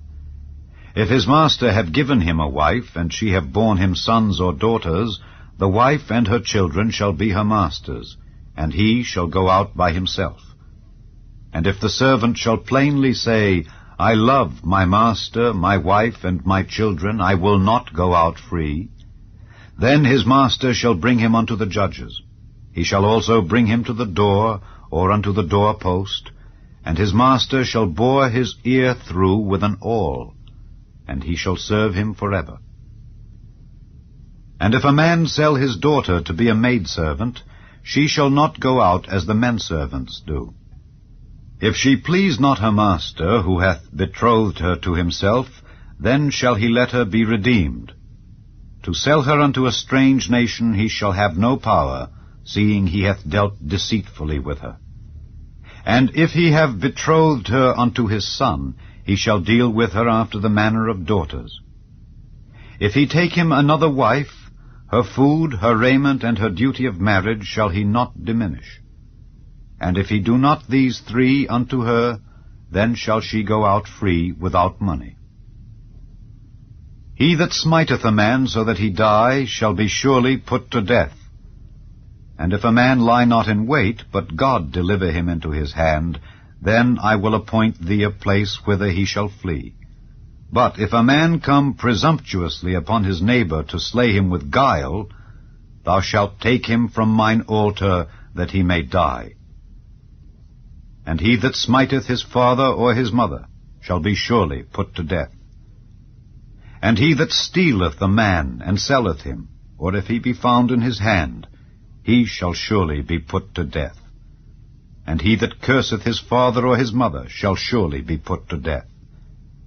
And if men strive together, and one smite another with a stone or with his fist, and he die not, but keepeth his bed, if he rise again, and walk abroad upon his staff, then shall he that smote him be quit. Only he shall pay for the loss of his time, and shall cause him to be thoroughly healed. And if a man smite his servant or his maid with a rod, and he die under his hand, he shall be surely punished. Notwithstanding, if he continue a day or 2, he shall not be punished, for he is his money. If men strive and hurt a woman with child, so that her fruit depart from her, and yet no mischief follow, he shall be surely punished according as the woman's husband will lay upon him, and he shall pay as the judges determine. And if any mischief follow, then thou shalt give life for life, eye for eye, tooth for tooth, hand for hand, foot for foot, burning for burning, wound for wound, stripe for stripe. And if a man smite the eye of his servant, or the eye of his maid, that it perish, he shall let him go free for his eye's sake. And if he smite out his manservant's tooth, or his maidservant's tooth, he shall let him go free for his tooth's sake. If an ox gore a man or a woman that they die, then the ox shall be surely stoned, and his flesh shall not be eaten, but the owner of the ox shall be quit. But if the ox were wont to push with his horn in time past, and it hath been testified to his owner, and he hath not kept him in, but that he hath killed a man or a woman, the ox shall be stoned, and his owner also shall be put to death. If there be laid on him a sum of money, then he shall give for the ransom of his life whatsoever is laid upon him. Whether he have gored a son or have gored a daughter, according to this judgment shall it be done unto him. If the ox shall push a manservant or a maidservant, he shall give unto their master 30 shekels of silver, and the ox shall be stoned. And if a man shall open a pit, or if a man shall dig a pit, and not cover it, and an ox or an ass fall therein, the owner of the pit shall make it good, and give money unto the owner of them, and the dead beast shall be his. And if one man's ox hurt another's that he die, then they shall sell the live ox, and divide the money of it, and the dead ox also they shall divide. Or if it be known that the ox hath used to push in time past, and his owner hath not kept him in, he shall surely pay ox for ox, and the dead shall be his own. Chapter 22. If a man shall steal an ox or a sheep, and kill it or sell it, he shall restore 5 oxen for an ox, and 4 sheep for a sheep. If a thief be found breaking up, and be smitten that he die, there shall no blood be shed for him. If the sun be risen upon him, there shall be blood shed for him, for he should make full restitution. If he have nothing, then he shall be sold for his theft. If the theft be certainly found in his hand alive, whether it be ox or ass or sheep, he shall restore double. If a man shall cause a field or vineyard to be eaten, and shall put in his beast, and shall feed in another man's field, of the best of his own field and of the best of his own vineyard shall he make restitution. If fire break out and catch in thorns, so that the stacks of corn or the standing corn or the field be consumed therewith, he that kindled the fire shall surely make restitution. If a man shall deliver unto his neighbor money or stuff to keep, and it be stolen out of the man's house, if the thief be found, let him pay double. If the thief be not found, then the master of the house shall be brought unto the judges to see whether he have put his hand unto his neighbor's goods. For all manner of trespass, whether it be for ox, for ass, for sheep, for raiment, or for any manner of lost thing which another challengeth to be his, the cause of both parties shall come before the judges, and whom the judges shall condemn, he shall pay double unto his neighbor. If a man deliver unto his neighbor an ass, or an ox, or a sheep, or any beast to keep, and it die, or be hurt, or driven away, no man seeing it, then shall an oath of the Lord be between them both, that he hath not put his hand unto his neighbor's goods, and the owner of it shall accept thereof, and he shall not make it good. And if it be stolen from him, he shall make restitution unto the owner thereof. If it be torn in pieces, then let him bring it for witness, and he shall not make good that which was torn. And if a man borrow aught of his neighbor, and it be hurt or die, the owner thereof being not with it, he shall surely make it good. But if the owner thereof be with it, he shall not make it good. If it be an hired thing, it came for his hire. And if a man entice a maid that is not betrothed, and lie with her, he shall surely endow her to be his wife. If her father utterly refuse to give her unto him, he shall pay money according to the dowry of virgins. Thou shalt not suffer a witch to live. Whosoever lieth with a beast shall surely be put to death. He that sacrificeth unto any god save unto the Lord only, he shall be utterly destroyed. Thou shalt neither vex a stranger nor oppress him, for ye were strangers in the land of Egypt. Ye shall not afflict any widow or fatherless child. If thou afflict them in any wise, and they cry at all unto me, I will surely hear their cry, and my wrath shall wax hot, and I will kill you with the sword, and your wives shall be widows, and your children fatherless. If thou lend money to any of my people that is poor by thee, thou shalt not be to him as an usurer, neither shalt thou lay upon him usury. If thou at all take thy neighbor's raiment to pledge, thou shalt deliver it unto him by that the sun goeth down. For that is his covering only, it is his raiment for his skin. Wherein shall he sleep? And it shall come to pass when he crieth unto me, that I will hear, for I am gracious. Thou shalt not revile the gods, nor curse the ruler of thy people. Thou shalt not delay to offer the first of thy ripe fruits and of thy liquors, the firstborn of thy sons shalt thou give unto me. Likewise shalt thou do with thine oxen and with thy sheep. 7 days it shall be with his dam, on the 8th day thou shalt give it me. And ye shall be holy men unto me. Neither shall ye eat any flesh that is torn of beasts in the field. Ye shall cast it to the dogs. Chapter 23. Thou shalt not raise a false report. Put not thine hand with the wicked to be an unrighteous witness. Thou shalt not follow a multitude to do evil, neither shalt thou speak in a cause to decline after many to wrest judgment. Neither shalt thou countenance a poor man in his cause. If thou meet thine enemy's ox or his ass going astray, thou shalt surely bring it back to him again. If thou see the ass of him that hateth thee lying under his burden, and wouldest forbear to help him, thou shalt surely help with him. Thou shalt not wrest the judgment of thy poor in his cause.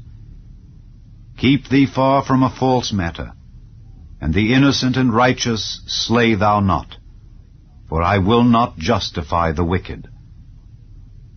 And thou shalt take no gift, for the gift blindeth the wise, and perverteth the words of the righteous.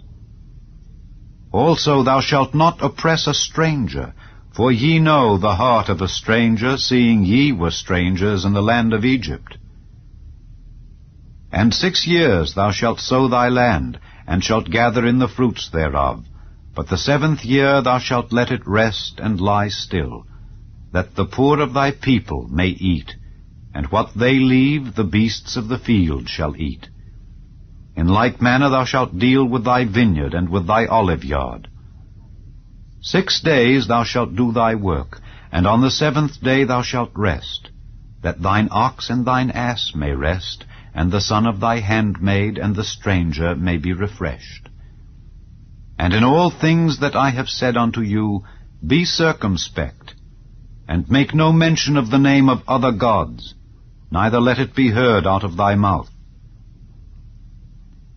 3 times thou shalt keep a feast unto me in the year. Thou shalt keep the feast of unleavened bread. Thou shalt eat unleavened bread 7 days, as I commanded thee, in the time appointed of the month Abib, for in it thou camest out from Egypt, and none shall appear before me empty. And the feast of harvest, the first fruits of thy labors which thou hast sown in the field, and the feast of ingathering, which is in the end of the year, when thou hast gathered in thy labors out of the field. 3 times in the year all thy males shall appear before the Lord God. Thou shalt not offer the blood of my sacrifice with leavened bread, neither shall the fat of my sacrifice remain until the morning. The first of the first fruits of thy land thou shalt bring into the house of the Lord thy God. Thou shalt not see the kid in his mother's milk. Behold, I send an angel before thee to keep thee in the way, and to bring thee into the place which I have prepared. Beware of him, and obey his voice. Provoke him not, for he will not pardon your transgressions, for my name is in him. But if thou shalt indeed obey his voice, and do all that I speak, then I will be an enemy unto thine enemies, and an adversary unto thine adversaries. For mine angel shall go before thee, and bring thee in unto the Amorites, and the Hittites, and the Perizzites, and the Canaanites, and the Hivites, and the Jebusites, and I will cut them off. Thou shalt not bow down to their gods, nor serve them, nor do after their works, but thou shalt utterly overthrow them, and quite break down their images. And ye shall serve the Lord your God, and he shall bless thy bread and thy water, and I will take sickness away from the midst of thee. There shall nothing cast their young, nor be barren in thy land. The number of thy days I will fulfill. I will send my fear before thee, and will destroy all the people to whom thou shalt come, and I will make all thine enemies turn their backs unto thee. And I will send hornets before thee, which shall drive out the Hivite, the Canaanite, and the Hittite from before thee. I will not drive them out from before thee in 1 year, lest the land become desolate, and the beast of the field multiply against thee. By little and little I will drive them out from before thee, until thou be increased, and inherit the land. And I will set thy bounds from the Red Sea even unto the sea of the Philistines, and from the desert unto the river. For I will deliver the inhabitants of the land into your hand, and thou shalt drive them out before thee. Thou shalt make no covenant with them, nor with their gods. They shall not dwell in thy land, lest they make thee sin against me. For if thou serve their gods, it will surely be a snare unto thee. Chapter 24. And he said unto Moses, Come up unto the Lord, thou and Aaron, Nadab, and Abihu, and 70 of the elders of Israel, and worship ye afar off.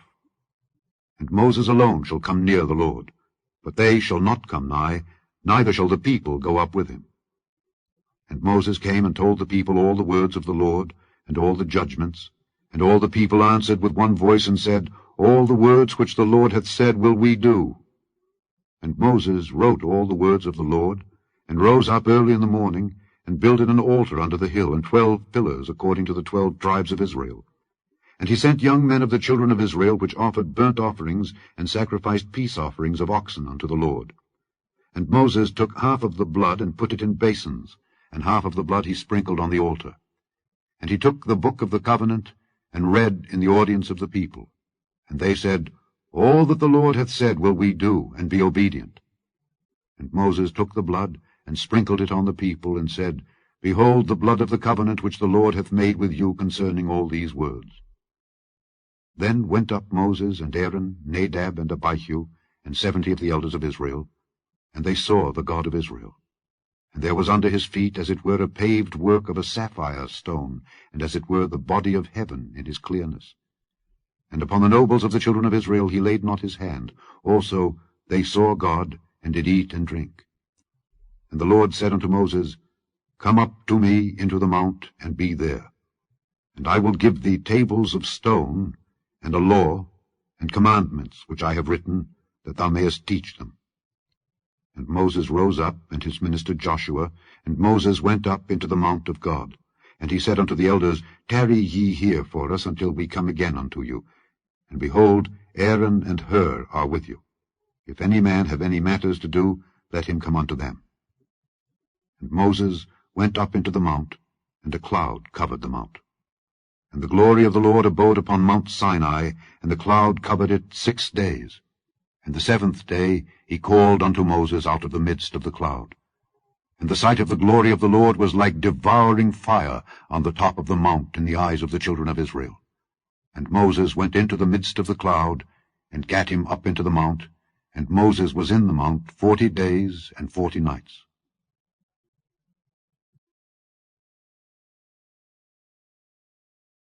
Chapter 25. And the Lord spake unto Moses, saying, Speak unto the children of Israel, that they bring me an offering. Of every man that giveth it willingly with his heart ye shall take my offering. And this is the offering which ye shall take of them, gold and silver and brass and blue and purple and scarlet and fine linen and goat's hair, and rams' skins dyed red, and badgers' skins and shittim wood, oil for the light, spices for anointing oil, and for sweet incense, onyx stones and stones to be set in the ephod and in the breastplate. And let them make me a sanctuary, that I may dwell among them, according to all that I show thee, after the pattern of the tabernacle and the pattern of all the instruments thereof, even so shall ye make it. And they shall make an ark of shittim wood. 2 cubits and a half shall be the length thereof, and 1 cubit and a half the breadth thereof, and 1 cubit and a half the height thereof. And thou shalt overlay it with pure gold, within and without shalt thou overlay it, and shalt make upon it a crown of gold round about. And thou shalt cast 4 rings of gold for it, and put them in the 4 corners thereof. And 2 rings shall be in the one side of it, and 2 rings in the other side of it. And thou shalt make staves of shittim wood, and overlay them with gold. And thou shalt put the staves into the rings by the sides of the ark, that the ark may be borne with them. The staves shall be in the rings of the ark, they shall not be taken from it. And thou shalt put into the ark the testimony which I shall give thee. And thou shalt make a mercy seat of pure gold. 2 cubits and a half shall be the length thereof, and 1 cubit and a half the breadth thereof. And thou shalt make 2 cherubims of gold, of beaten work shalt thou make them, in the 2 ends of the mercy seat. And make 1 cherub on the one end, and the other cherub on the other end. Even of the mercy seat shall ye make the cherubims on the 2 ends thereof. And the cherubim shall stretch forth their wings on high, covering the mercy seat with their wings, and their faces shall look one to another. Toward the mercy seat shall the faces of the cherubims be. And thou shalt put the mercy seat above upon the ark, and in the ark thou shalt put the testimony that I shall give thee. And there I will meet with thee, and I will commune with thee from above the mercy seat, from between the 2 cherubims which are upon the ark of the testimony, of all things which I will give thee in commandment unto the children of Israel. Thou shalt also make a table of shittim wood. 2 cubits shall be the length thereof, and 1 cubit the breadth thereof, and 1 cubit and a half the height thereof. And thou shalt overlay it with pure gold, and make thereto a crown of gold round about. And thou shalt make unto it a border of an hand breadth round about, and thou shalt make a golden crown to the border thereof round about. And thou shalt make for it 4 rings of gold, and put the rings in the 4 corners that are on the 4 feet thereof. Over against the border shall the rings be for places of the staves to bear the table. And thou shalt make the staves of shittim wood, and overlay them with gold, that the table may be borne with them. And thou shalt make the dishes thereof, and spoons thereof, and covers thereof, and bowls thereof, to cover withal. Of pure gold shalt thou make them. And thou shalt set upon the table showbread before me alway. And thou shalt make a candlestick of pure gold. Of beaten work shall the candlestick be made. His shaft and his branches, his bowls, his knops, and his flowers shall be of the same. And 6 branches shall come out of the sides of it, 3 branches of the candlestick out of the one side, and 3 branches of the candlestick out of the other side. 3 bowls made like unto almonds, with a knop and a flower in one branch, and 3 bowls made like almonds in the other branch, with a knop and a flower. So in the 6 branches that come out of the candlestick. And in the candlestick shall be 4 bowls made like unto almonds, with their knops and their flowers. And there shall be a knop under 2 branches of the same, and a knop under 2 branches of the same, and a knop under 2 branches of the same, according to the 6 branches that proceed out of the candlestick. Their knops and their branches shall be of the same. All it shall be one beaten work of pure gold. And thou shalt make the 7 lamps thereof, and they shall light the lamps thereof, that they may give light over against it. And the tongs thereof and the snuff dishes thereof shall be of pure gold. Of a talent of pure gold shall he make it with all these vessels. And look that thou make them after their pattern, which was showed thee in the mount. Chapter 26. Moreover, thou shalt make the tabernacle with 10 curtains of fine twined linen, and blue, and purple, and scarlet. With cherubims of cunning work shalt thou make them. The length of one curtain shall be 28 cubits, and the breadth of one curtain 4 cubits, and every one of the curtains shall have one measure. The 5 curtains shall be coupled together one to another, and other 5 curtains shall be coupled one to another. And thou shalt make loops of blue upon the edge of the one curtain from the selvage in the coupling, and likewise shalt thou make in the uttermost edge of another curtain in the coupling of the second. 50 loops shalt thou make in the one curtain, and 50 loops shalt thou make in the edge of the curtain that is in the coupling of the second, that the loops may take hold one of another. And thou shalt make 50 taches of gold, and couple the curtains together with the taches, and it shall be one tabernacle. And thou shalt make curtains of goat's hair to be a covering upon the tabernacle. 11 curtains shalt thou make. The length of one curtain shall be 30 cubits, and the breadth of one curtain 4 cubits. And the 11 curtains shall be all of one measure. And thou shalt couple 5 curtains by themselves, and 6 curtains by themselves, and shalt double the 6th curtain in the forefront of the tabernacle. And thou shalt make 50 loops on the edge of the one curtain that is outmost in the coupling, and 50 loops in the edge of the curtain which coupleth the second. And thou shalt make 50 taches of brass, and put the taches into the loops, and couple the tent together, that it may be one. And the remnant that remaineth of the curtains of the tent, the half curtain that remaineth, shall hang over the back side of the tabernacle. And a cubit on the one side, and a cubit on the other side of that which remaineth in the length of the curtains of the tent, it shall hang over the sides of the tabernacle on this side and on that side, to cover it. And thou shalt make a covering for the tent of rams' skins dyed red, and a covering above of badgers' skins. And thou shalt make boards for the tabernacle of shittim wood standing up. 10 cubits shall be the length of a board, and a cubit and a half shall be the breadth of one board. 2 tenons shall there be in one board, set in order one against another. Thus shalt thou make for all the boards of the tabernacle. And thou shalt make the boards for the tabernacle 20 boards on the south side southward.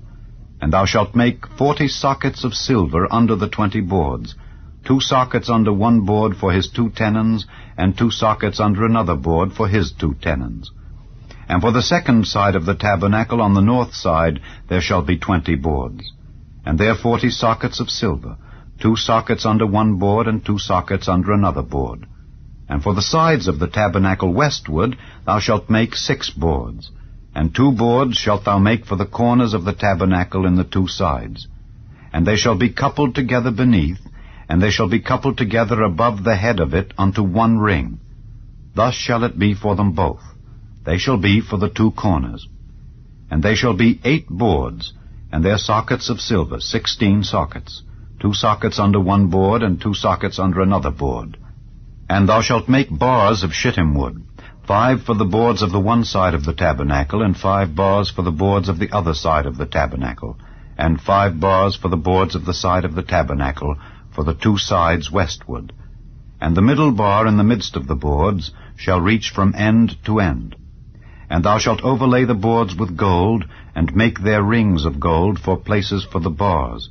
And thou shalt overlay the bars with gold. And thou shalt rear up the tabernacle according to the fashion thereof which was showed thee in the mount. And thou shalt make a veil of blue and purple and scarlet and fine twined linen of cunning work. With cherubims shall it be made. And thou shalt hang it upon 4 pillars of shittim wood overlaid with gold. Their hooks shall be of gold upon the 4 sockets of silver. And thou shalt hang up the veil under the taches, that thou mayest bring in thither within the veil the ark of the testimony. And the veil shall divide unto you between the holy place and the most holy. And thou shalt put the mercy seat upon the ark of the testimony in the most holy place. And thou shalt set the table without the veil, and the candlestick over against the table on the side of the tabernacle toward the south. And thou shalt put the table on the north side. And thou shalt make an hanging for the door of the tent of blue and purple and scarlet and fine twined linen wrought with needlework. And thou shalt make for the hanging 5 pillars of shittim wood, and overlay them with gold, and their hooks shall be of gold, and thou shalt cast 5 sockets of brass for them. Chapter 27. And thou shalt make an altar of shittim wood, 5 cubits long and 5 cubits broad. The altar shall be 4 square, and the height thereof shall be 3 cubits. And thou shalt make the horns of it upon the 4 corners thereof. His horns shall be of the same, and thou shalt overlay it with brass. And thou shalt make his pans to receive his ashes, and his shovels, and his basins, and his flesh hooks, and his fire pans. All the vessels thereof thou shalt make of brass. And thou shalt make for it a grate of network of brass, and upon the net shalt thou make 4 brazen rings in the 4 corners thereof. And thou shalt put it under the compass of the altar beneath, that the net may be even to the midst of the altar. And thou shalt make staves for the altar, staves of shittim wood, and overlay them with brass. And the staves shall be put into the rings, and the staves shall be upon the 2 sides of the altar to bear it. Hollow with boards shalt thou make it, as it was showed thee in the mount, so shall they make it. And thou shalt make the court of the tabernacle. For the south side southward there shall be hangings for the court of fine twined linen of 100 cubits long for one side. And the 20 pillars thereof and their 20 sockets shall be of brass. The hooks of the pillars and their fillets shall be of silver. And likewise for the north side in length there shall be hangings of 100 cubits long, and his 20 pillars and their 20 sockets of brass, the hooks of the pillars and their fillets of silver. And for the breadth of the court on the west side shall be hangings of 50 cubits, their pillars 10, and their sockets 10. And the breadth of the court on the east side eastward shall be 50 cubits. The hangings of one side of the gate shall be 15 cubits, their pillars 3, and their sockets 3. And on the other side shall be hangings 15 cubits, their pillars 3, and their sockets 3. And for the gate of the court shall be an hanging of 20 cubits, of blue and purple and scarlet and fine twined linen wrought with needlework. And their pillars shall be 4, and their sockets 4. All the pillars round about the court shall be filleted with silver. Their hooks shall be of silver, and their sockets of brass. The length of the court shall be 100 cubits, and the breadth 50 everywhere, and the height 5 cubits of fine twined linen, and their sockets of brass. All the vessels of the tabernacle and all the service thereof, and all the pins thereof, and all the pins of the court shall be of brass. And thou shalt command the children of Israel that they bring thee pure oil olive beaten for the light, to cause the lamp to burn always. In the tabernacle of the congregation without the veil, which is before the testimony, Aaron and his sons shall order it from evening to morning before the Lord. It shall be a statute forever unto their generations on the behalf of the children of Israel. Chapter 28. And take thou unto thee Aaron thy brother and his sons with him from among the children of Israel, that he may minister unto me in the priest's office, even Aaron, Nadab, and Abihu, Eleazar, and Ithamar, Aaron's sons. And thou shalt make holy garments for Aaron thy brother, for glory and for beauty. And thou shalt speak unto all that are wise-hearted, whom I have filled with the spirit of wisdom, that they may make Aaron's garments to consecrate him, that he may minister unto me in the priest's office. And these are the garments which they shall make: a breastplate, and an ephod, and a robe, and a broidered coat, a mitre, and a girdle. And they shall make holy garments for Aaron thy brother and his sons, that he may minister unto me in the priest's office. And they shall take gold, and blue, and purple, and scarlet, and fine linen. And they shall make the ephod of gold, of blue, and of purple, of scarlet, and fine twined linen with cunning work. It shall have the 2 shoulder pieces thereof joined at the 2 edges thereof, and so it shall be joined together.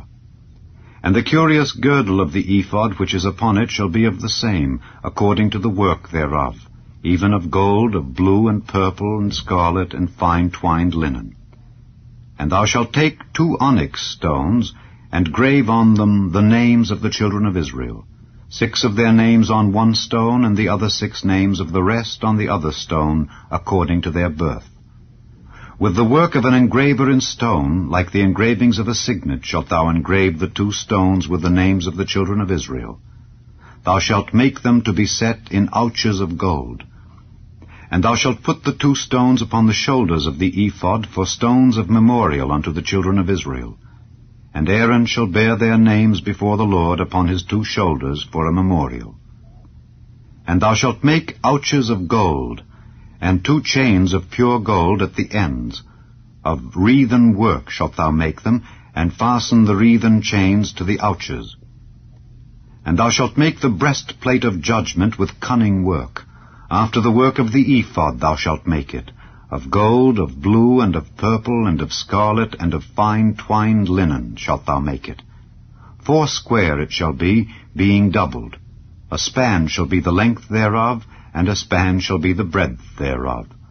And thou shalt set in it settings of stones, even 4 rows of stones. The first row shall be a sardius, a topaz, and a carbuncle. This shall be the first row. And the second row shall be an emerald, a sapphire, and a diamond. And the third row a ligure, an agate, and an amethyst. And the 4th row a beryl, and an onyx, and a jasper. They shall be set in gold in their enclosings. And the stones shall be with the names of the children of Israel, 12 according to their names, like the engravings of a signet. Every one with his name shall they be, according to the 12 tribes. And thou shalt make upon the breastplate chains at the ends of wreathen work of pure gold.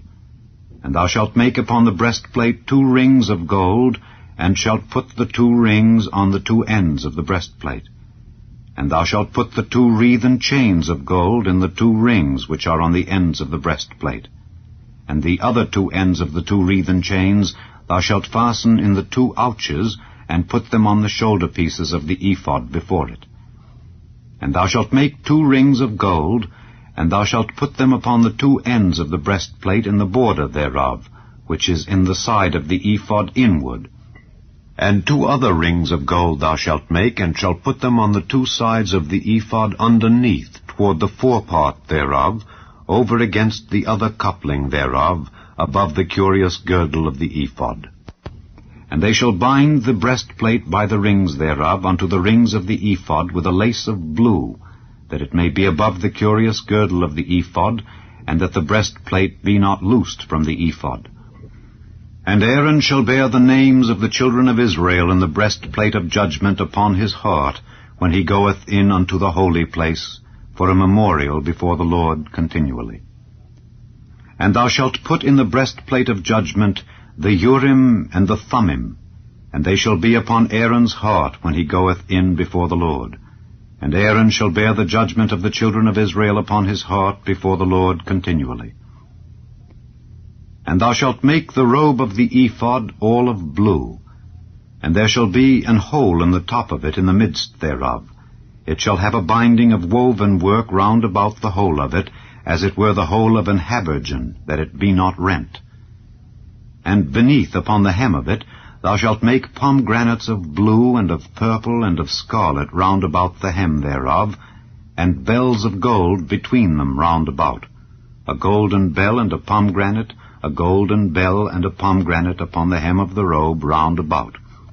And it shall be upon Aaron to minister, and his sound shall be heard when he goeth in unto the holy place before the Lord, and when he cometh out, that he die not. And thou shalt make a plate of pure gold, and grave upon it, like the engravings of a signet, Holiness to the Lord. And thou shalt put it on a blue lace, that it may be upon the mitre, upon the forefront of the mitre it shall be. And it shall be upon Aaron's forehead, that Aaron may bear the iniquity of the holy things which the children of Israel shall hallow in all their holy gifts. And it shall be always upon his forehead, that they may be accepted before the Lord. And thou shalt embroider the coat of fine linen, and thou shalt make the mitre of fine linen, and thou shalt make the girdle of needlework. And for Aaron's sons thou shalt make coats, and thou shalt make for them girdles, and bonnets shalt thou make for them, for glory and for beauty. And thou shalt put them upon Aaron thy brother and his sons with him, and shalt anoint them, and consecrate them, and sanctify them, that they may minister unto me in the priest's office. And thou shalt make them linen breeches to cover their nakedness. From the loins even unto the thighs they shall reach. And they shall be upon Aaron and upon his sons, when they come in unto the tabernacle of the congregation, or when they come near unto the altar to minister in the holy place, that they bear not iniquity and die. It shall be a statute forever unto him and his seed after him. Chapter 29. And this is the thing that thou shalt do unto them to hallow them, to minister unto me in the priest's office. Take 1 young bullock, and 2 rams without blemish, and unleavened bread, and cakes unleavened tempered with oil, and wafers unleavened anointed with oil. Of wheaten flour shalt thou make them. And thou shalt put them into 1 basket, and bring them in the basket with the bullock and the 2 rams. And Aaron and his sons thou shalt bring unto the door of the tabernacle of the congregation, and shalt wash them with water. And thou shalt take the garments, and put upon Aaron the coat, and the robe of the ephod, and the breastplate, and gird him with the curious girdle of the ephod. And thou shalt put the mitre upon his head, and put the holy crown upon the mitre. Then shalt thou take the anointing oil, and pour it upon his head, and anoint him. And thou shalt bring his sons, and put coats upon them. And thou shalt gird them with girdles, Aaron and his sons, and put the bonnets on them. And the priest's office shall be theirs for a perpetual statute, and thou shalt consecrate Aaron and his sons. And thou shalt cause a bullock to be brought before the tabernacle of the congregation, and Aaron and his sons shall put their hands upon the head of the bullock. And thou shalt kill the bullock before the Lord by the door of the tabernacle of the congregation. And thou shalt take of the blood of the bullock, and put it upon the horns of the altar with thy finger, and pour all the blood beside the bottom of the altar. And thou shalt take all the fat that covereth the inwards, and the caul that is above the liver, and the 2 kidneys, and the fat that is upon them, and burn them upon the altar. But the flesh of the bullock, and his skin, and his dung, shalt thou burn with fire without the camp. It is a sin offering. Thou shalt also take 1 ram, and Aaron and his sons shall put their hands upon the head of the ram. And thou shalt slay the ram, and thou shalt take his blood, and sprinkle it round about upon the altar. And thou shalt cut the ram in pieces, and wash the inwards of him and his legs, and put them unto his pieces, and unto his head. And thou shalt burn the whole ram upon the altar. It is a burnt offering unto the Lord. It is a sweet savour, an offering made by fire unto the Lord. And thou shalt take the other ram, and Aaron and his sons shall put their hands upon the head of the ram. Then shalt thou kill the ram, and take of his blood, and put it upon the tip of the right ear of Aaron, and upon the tip of the right ear of his sons, and upon the thumb of their right hand, and upon the great toe of their right foot, and sprinkle the blood upon the altar round about. And thou shalt take of the blood that is upon the altar, and of the anointing oil, and sprinkle it upon Aaron, and upon his garments, and upon his sons, and upon the garments of his sons with him. And he shall be hallowed, and his garments, and his sons' garments with him. Also thou shalt take of the ram the fat and the rump, and the fat that covereth the inwards, and the caul above the liver, and the 2 kidneys, and the fat that is upon them, and the right shoulder, for it is a ram of consecration. And 1 loaf of bread, and 1 cake of oiled bread, and 1 wafer out of the basket of the unleavened bread that is before the Lord. And thou shalt put all in the hands of Aaron, and in the hands of his sons, and shalt wave them for a wave offering before the Lord. And thou shalt receive them of their hands, and burn them upon the altar for a burnt offering, for a sweet savour before the Lord. It is an offering made by fire unto the Lord. And thou shalt take the breast of the ram of Aaron's consecration, and wave it for a wave offering before the Lord. And it shall be thy part. And thou shalt sanctify the breast of the wave offering, and the shoulder of the heave offering, which is waved and which is heaved up of the ram of the consecration, even of that which is for Aaron, and of that which is for his sons. And it shall be Aaron's and his sons by a statute forever from the children of Israel. For it is an heave offering, and it shall be an heave offering from the children of Israel of the sacrifice of their peace offerings, even their heave offering unto the Lord. And the holy garments of Aaron shall be his sons after him, to be anointed therein, and to be consecrated in them. And that son that is priest in his stead shall put them on 7 days, when he cometh into the tabernacle of the congregation, to minister in the holy place. And thou shalt take the ram of the consecration, and seethe his flesh in the holy place. And Aaron and his sons shall eat the flesh of the ram, and the bread that is in the basket by the door of the tabernacle of the congregation. And they shall eat those things wherewith the atonement was made, to consecrate and to sanctify them. But a stranger shall not eat thereof, because they are holy. And if aught of the flesh of the consecrations or of the bread remain unto the morning, then thou shalt burn the remainder with fire. It shall not be eaten, because it is holy. And thus shalt thou do unto Aaron and to his sons, according to all things which I have commanded thee. 7 days shalt thou consecrate them. And thou shalt offer every day a bullock for a sin offering for atonement. And thou shalt cleanse the altar when thou hast made an atonement for it, and thou shalt anoint it to sanctify it. 7 days thou shalt make an atonement for the altar and sanctify it, and it shall be an altar most holy. Whatsoever toucheth the altar shall be holy. Now this is that which thou shalt offer upon the altar: 2 lambs of the first year, day by day, continually. The 1 lamb thou shalt offer in the morning, and the other lamb thou shalt offer at even. And with the 1 lamb 1/10 deal of flour mingled with the 4th part of an hin of beaten oil, and the 4th part of an hin of wine for a drink offering. And the other lamb thou shalt offer at even, and shalt do thereto according to the meat offering of the morning, and according to the drink offering thereof, for a sweet savour, an offering made by fire unto the Lord. This shall be a continual burnt offering throughout your generations at the door of the tabernacle of the congregation before the Lord, where I will meet you to speak there unto thee.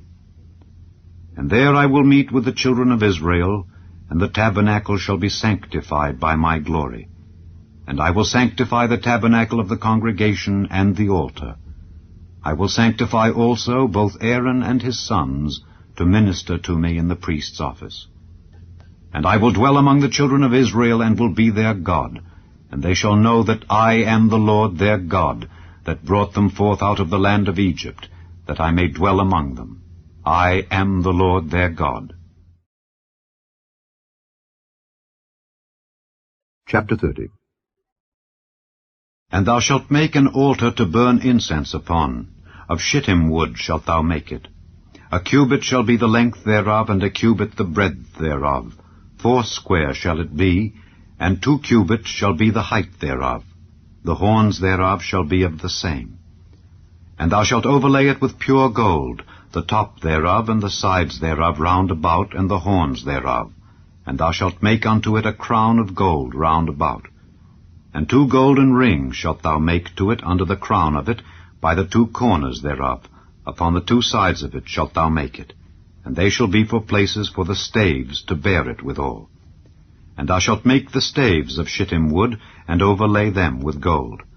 And thou shalt put it before the veil that is by the ark of the testimony, before the mercy seat that is over the testimony, where I will meet with thee. And Aaron shall burn thereon sweet incense every morning. When he dresseth the lamps, he shall burn incense upon it. And when Aaron lighteth the lamps at even, he shall burn incense upon it, a perpetual incense before the Lord throughout your generations. Ye shall offer no strange incense thereon, nor burnt sacrifice, nor meat offering, neither shall ye pour drink offering thereon. And Aaron shall make an atonement upon the horns of it once in a year with the blood of the sin offering of atonements. Once in the year shall he make atonement upon it throughout your generations. It is most holy unto the Lord. And the Lord spake unto Moses, saying, When thou takest the sum of the children of Israel after their number, then shall they give every man a ransom for his soul unto the Lord, when thou numberest them, that there be no plague among them when thou numberest them. This they shall give every one that passeth among them that are numbered, half a shekel after the shekel of the sanctuary. A shekel is 20 gerahs. And half shekel shall be the offering of the Lord. Every one that passeth among them that are numbered from 20 years old and above shall give an offering unto the Lord. The rich shall not give more, and the poor shall not give less than half a shekel, when they give an offering unto the Lord to make an atonement for your souls. And thou shalt take the atonement money of the children of Israel, and shalt appoint it for the service of the tabernacle of the congregation, that it may be a memorial unto the children of Israel before the Lord, to make an atonement for your souls. And the Lord spake unto Moses, saying, Thou shalt also make a laver of brass, and his foot also of brass, to wash withal. And thou shalt put it between the tabernacle of the congregation and the altar, and thou shalt put water therein. For Aaron and his sons shall wash their hands and their feet thereat. When they go into the tabernacle of the congregation, they shall wash with water, that they die not. Or when they come near to the altar to minister, to burn offering made by fire unto the Lord, so they shall wash their hands and their feet, that they die not. And it shall be a statute forever to them, even to him and to his seed throughout their generations. Moreover the Lord spake unto Moses, saying, Take thou also unto thee principal spices, of pure myrrh 500 shekels, and of sweet cinnamon half so much, even 250 shekels, and of sweet calamus 250 shekels, and of cassia 500 shekels, after the shekel of the sanctuary, and of oil olive and hin. And thou shalt make it an oil of holy ointment, an ointment compound after the art of the apothecary. It shall be an holy anointing oil. And thou shalt anoint the tabernacle of the congregation therewith, and the ark of the testimony, and the table and all his vessels, and the candlestick and his vessels, and the altar of incense, and the altar of burnt offering with all his vessels, and the laver and his foot. And thou shalt sanctify them, that they may be most holy. Whatsoever toucheth them shall be holy. And thou shalt anoint Aaron and his sons, and consecrate them, that they may minister unto me in the priest's office. And thou shalt speak unto the children of Israel, saying, This shall be an holy anointing oil unto me throughout your generations. Upon man's flesh shall it not be poured, neither shall ye make any other like it after the composition of it. It is holy, and it shall be holy unto you. Whosoever compoundeth any like it, or whosoever putteth any of it upon a stranger, shall even be cut off from his people. And the Lord said unto Moses, Take unto thee sweet spices, stacte, and onycha, and galbanum, these sweet spices with pure frankincense. Of each shall there be a like weight. And thou shalt make it a perfume, a confection after the art of the apothecary, tempered together, pure and holy. And thou shalt beat some of it very small, and put of it before the testimony in the tabernacle of the congregation, where I will meet with thee. It shall be unto you most holy. And as for the perfume which thou shalt make, ye shall not make to yourselves according to the composition thereof. It shall be unto thee holy for the Lord. Whosoever shall make like unto that, to smell thereto, shall even be cut off from his people. Chapter 31. And the Lord spake unto Moses, saying, See, I have called by name Bezaleel the son of Uri, the son of Hur, of the tribe of Judah. And I have filled him with the Spirit of God, in wisdom and in understanding and in knowledge and in all manner of workmanship, to devise cunning works, to work in gold and in silver and in brass, and in cutting of stones, to set them, and in carving of timber, to work in all manner of workmanship. And I, behold, I have given with him Aholiab, the son of Ahisamach, of the tribe of Dan. And in the hearts of all that are wise-hearted I have put wisdom, that they may make all that I have commanded thee. The tabernacle of the congregation, and the ark of the testimony, and the mercy seat that is thereupon, and all the furniture of the tabernacle, and the table and his furniture, and the pure candlestick with all his furniture, and the altar of incense, and the altar of burnt offering with all his furniture, and the laver and his foot, and the cloths of service, and the holy garments for Aaron the priest, and the garments of his sons, to minister in the priest's office, and the anointing oil and sweet incense for the holy place. According to all that I have commanded thee shall they do.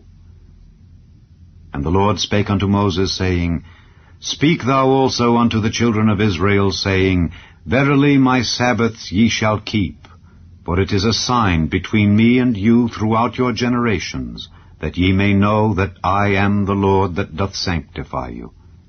Ye shall keep the Sabbath, therefore, for it is holy unto you. Every one that defileth it shall surely be put to death, for whosoever doeth any work therein, that soul shall be cut off from among his people. 6 days may work be done, but in the 7th is the Sabbath of rest, holy to the Lord. Whosoever doeth any work in the Sabbath day, he shall surely be put to death. Wherefore the children of Israel shall keep the Sabbath, to observe the Sabbath throughout their generations, for a perpetual covenant. It is a sign between me and the children of Israel forever. For in 6 days the Lord made heaven and earth, and on the 7th day he rested and was refreshed.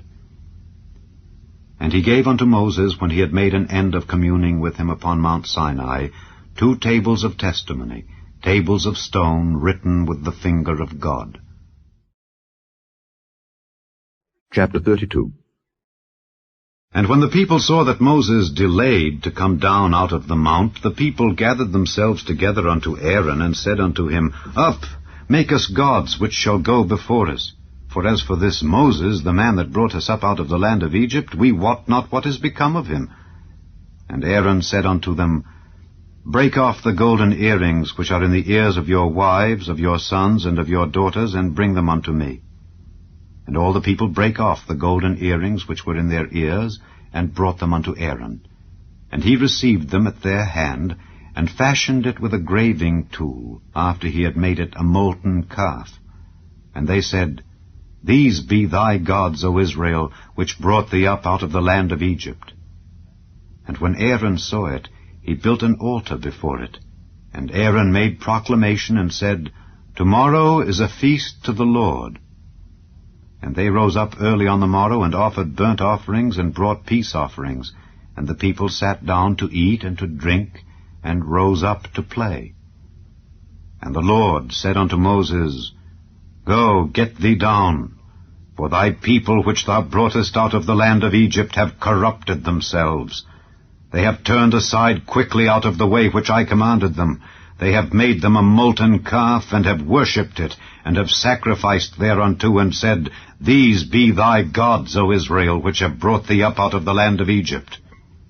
And the Lord said unto Moses, I have seen this people, and behold, it is a stiff-necked people. Now therefore let me alone, that my wrath may wax hot against them, and that I may consume them, and I will make of thee a great nation. And Moses besought the Lord his God, and said, Lord, why doth thy wrath wax hot against thy people, which thou hast brought forth out of the land of Egypt with great power and with a mighty hand? Wherefore should the Egyptians speak and say, For mischief did he bring them out, to slay them in the mountains, and to consume them from the face of the earth?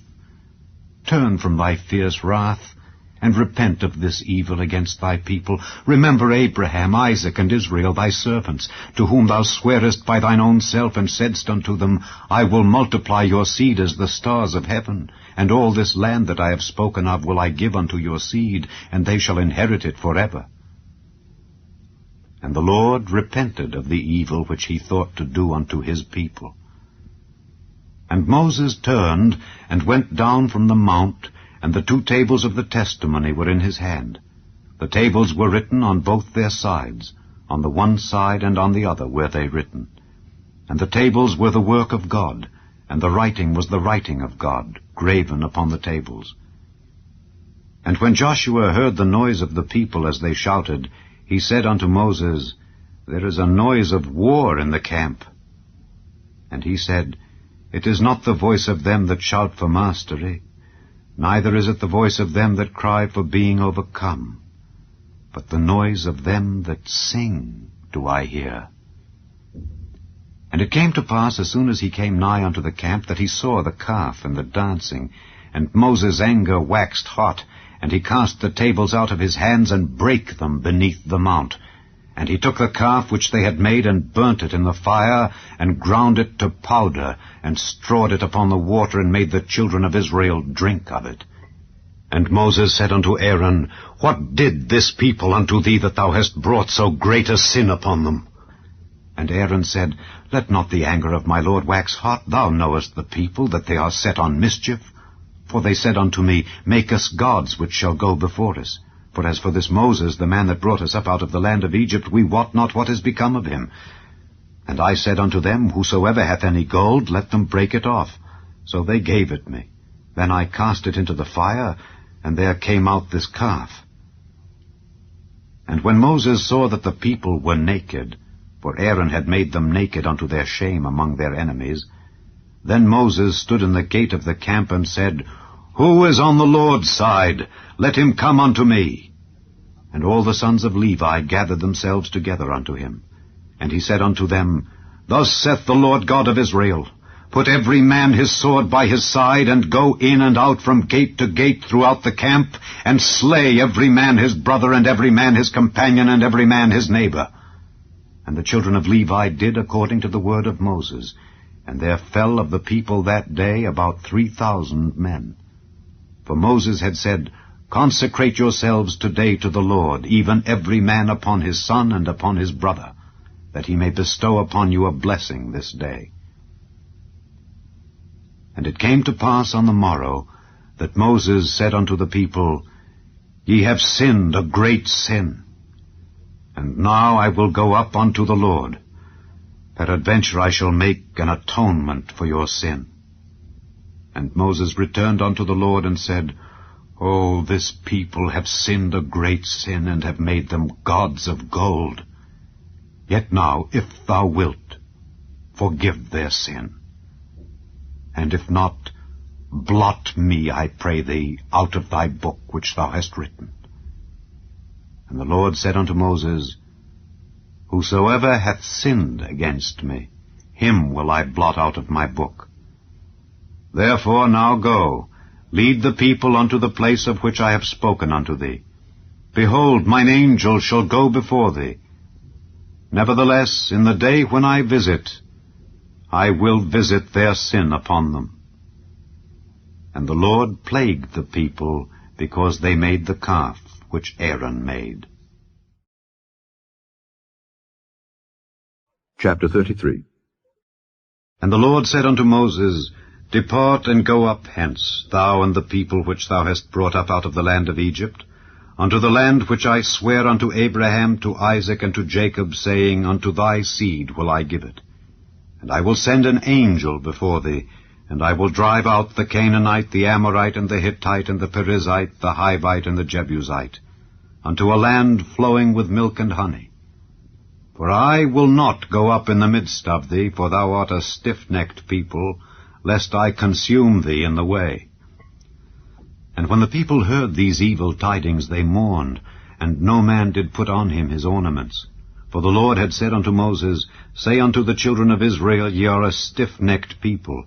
I will come up into the midst of thee in a moment, and consume thee. Therefore now put off thy ornaments from thee, that I may know what to do unto thee. And the children of Israel stripped themselves of their ornaments by the Mount Horeb. And Moses took the tabernacle, and pitched it without the camp, afar off from the camp, and called it the tabernacle of the congregation. And it came to pass that every one which sought the Lord went out unto the tabernacle of the congregation, which was without the camp. And it came to pass, when Moses went out unto the tabernacle, that all the people rose up, and stood every man at his tent door, and looked after Moses until he was gone into the tabernacle. And it came to pass, as Moses entered into the tabernacle, the cloudy pillar descended and stood at the door of the tabernacle, and the Lord talked with Moses. And all the people saw the cloudy pillar stand at the tabernacle door, and all the people rose up and worshipped, every man in his tent door. And the Lord spake unto Moses face to face, as a man speaketh unto his friend. And he turned again into the camp, but his servant Joshua the son of Nun, a young man, departed not out of the tabernacle. And Moses said unto the Lord, See, thou sayest unto me, Bring up this people, and thou hast not let me know whom thou wilt send with me. Yet thou hast said, I know thee by name, and thou hast also found grace in my sight. Now therefore I pray thee, if I have found grace in thy sight, show me now thy way, that I may know thee, that I may find grace in thy sight, and consider that this nation is thy people. And he said, My presence shall go with thee, and I will give thee rest. And he said unto him, If thy presence go not with me, carry us not up hence. For wherein shall it be known here that I and thy people have found grace in thy sight? Is it not in that thou goest with us? So shall we be separated, I and thy people, from all the people that are upon the face of the earth. And the Lord said unto Moses, I will do this thing also that thou hast spoken, for thou hast found grace in my sight, and I know thee by name. And he said, I beseech thee, show me thy glory. And he said, I will make all my goodness pass before thee, and I will proclaim the name of the Lord before thee, and will be gracious to whom I will be gracious, and will show mercy on whom I will show mercy. And he said, Thou canst not see my face, for there shall no man see me and live. And the Lord said, Behold, there is a place by me, and thou shalt stand upon a rock. And it shall come to pass, while my glory passeth by, that I will put thee in a clift of the rock, and will cover thee with my hand while I pass by. And I will take away mine hand, and thou shalt see my back parts, but my face shall not be seen. Chapter 34. And the Lord said unto Moses, Hew thee 2 tables of stone like unto the first, and I will write upon these tables the words that were in the first tables which thou breakest. And be ready in the morning, and come up in the morning unto Mount Sinai, and present thyself there to me in the top of the mount. And no man shall come up with thee, neither let any man be seen throughout all the mount, neither let the flocks nor herds feed before that mount. And he hewed 2 tables of stone like unto the first. And Moses rose up early in the morning, and went up unto Mount Sinai, as the Lord had commanded him, and took in his hand the 2 tables of stone. And the Lord descended in the cloud, and stood with him there, and proclaimed the name of the Lord. And the Lord passed by before him, and proclaimed, the Lord God, merciful and gracious, long-suffering, and abundant in goodness and truth, keeping mercy for thousands, forgiving iniquity and transgression and sin, and that will by no means clear the guilty, visiting the iniquity of the fathers upon the children, and upon the children's children, unto the 3rd and to the 4th generation. And Moses made haste, and bowed his head toward the earth, and worshipped. And he said, If now I have found grace in thy sight, O Lord, let my Lord, I pray thee, go among us, for it is a stiff-necked people, and pardon our iniquity and our sin, and take us for thine inheritance. And he said, Behold, I make a covenant. Before all thy people I will do marvels such as have not been done in all the earth, nor in any nation. And all the people among which thou art shall see the work of the Lord. For it is a terrible thing that I will do with thee. Observe thou that which I command thee this day. Behold, I drive out before thee the Amorite, and the Canaanite, and the Hittite, and the Perizzite, and the Hivite, and the Jebusite. Take heed to thyself, lest thou make a covenant with the inhabitants of the land whither thou goest, lest it be for a snare in the midst of thee. But ye shall destroy their altars, break their images, and cut down their groves. For thou shalt worship no other God, for the Lord, whose name is jealous, is a jealous God. Lest thou make a covenant with the inhabitants of the land, and they go a-whoring after their gods, and do sacrifice unto their gods, and one call thee, and thou eat of his sacrifice, and thou take of their daughters unto thy sons, and their daughters go a-whoring after their gods, and make thy sons go a-whoring after their gods. Thou shalt make thee no molten gods. The feast of unleavened bread shalt thou keep. 7 days thou shalt eat unleavened bread, as I commanded thee, in the time of the month Abib. For in the month Abib thou camest out from Egypt. All that openeth the matrix is mine, and every firstling among thy cattle, whether ox or sheep, that is male. But the firstling of an ass thou shalt redeem with a lamb, and if thou redeem him not, then shalt thou break his neck. All the firstborn of thy sons thou shalt redeem, and none shall appear before me empty. 6 days thou shalt work, but on the 7th day thou shalt rest. In earing time and in harvest thou shalt rest. And thou shalt observe the feast of weeks, of the first fruits of wheat harvest, and the feast of ingathering at the year's end. Thrice in the year shall all your men-children appear before the Lord God, the God of Israel. For I will cast out the nations before thee, and enlarge thy borders. Neither shall any man desire thy land, when thou shalt go up to appear before the Lord thy God thrice in the year. Thou shalt not offer the blood of my sacrifice with leaven, neither shall the sacrifice of the feast of the Passover be left unto the morning. The first of the firstfruits of thy land thou shalt bring unto the house of the Lord thy God. Thou shalt not see the kid in his mother's milk. And the Lord said unto Moses, Write thou these words, for after the tenor of these words I have made a covenant with thee and with Israel. And he was there with the Lord 40 days and 40 nights. He did neither eat bread nor drink water, and he wrote upon the tables the words of the covenant, the 10 commandments. And it came to pass, when Moses came down from Mount Sinai with the 2 tables of testimony in Moses' hand, when he came down from the mount, that Moses wist not that the skin of his face shone while he talked with him. And when Aaron and all the children of Israel saw Moses, behold, the skin of his face shone, and they were afraid to come nigh him. And Moses called unto them, and Aaron and all the rulers of the congregation returned unto him, and Moses talked with them. And afterward all the children of Israel came nigh, and he gave them in commandment all that the Lord had spoken with him in Mount Sinai. And till Moses had done speaking with them, he put a veil on his face. But when Moses went in before the Lord to speak with him, he took the veil off until he came out. And he came out and spake unto the children of Israel that which he was commanded. And the children of Israel saw the face of Moses, that the skin of Moses' face shone.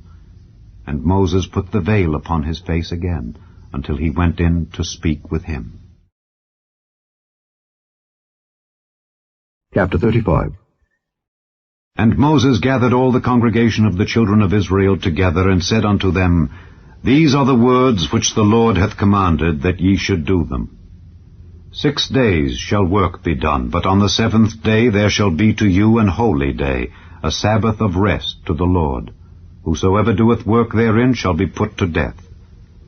Ye shall kindle no fire throughout your habitations upon the Sabbath day. And Moses spake unto all the congregation of the children of Israel, saying, This is the thing which the Lord commanded, saying, Take ye from among you an offering unto the Lord. Whosoever is of a willing heart, let him bring it, an offering of the Lord, gold and silver and brass and blue and purple and scarlet and fine linen and goat's hair, and ram's skins dyed red, and badger skins and shittim wood, and oil for the light, and spices for anointing oil and for the sweet incense, and onyx stones, and stones to be set for the ephod and for the breastplate. And every wise-hearted among you shall come and make all that the Lord hath commanded, the tabernacle, his tent and his covering, his taches and his boards, his bars, his pillars and his sockets, the ark and the staves thereof, with the mercy seat and the veil of the covering, the table and his staves and all his vessels and the showbread, the candlestick also for the light, and his furniture and his lamps with the oil for the light, and the incense altar and his staves, and the anointing oil and the sweet incense, and the hanging for the door at the entering in of the tabernacle, the altar of burnt offering with his brazen grate, his staves and all his vessels, the laver and his foot, the hangings of the court, his pillars and their sockets, and the hanging for the door of the court, the pins of the tabernacle and the pins of the court and their cords, the cloths of service to do service in the holy place, the holy garments for Aaron the priest, and the garments of his sons to minister in the priest's office. And all the congregation of the children of Israel departed from the presence of Moses. And they came every one whose heart stirred him up, and every one whom his spirit made willing, and they brought the Lord's offering to the work of the tabernacle of the congregation, and for all his service, and for the holy garments. And they came, both men and women, as many as were willing-hearted, and brought bracelets and earrings and rings and tablets, all jewels of gold. And every man that offered an offering of gold unto the Lord.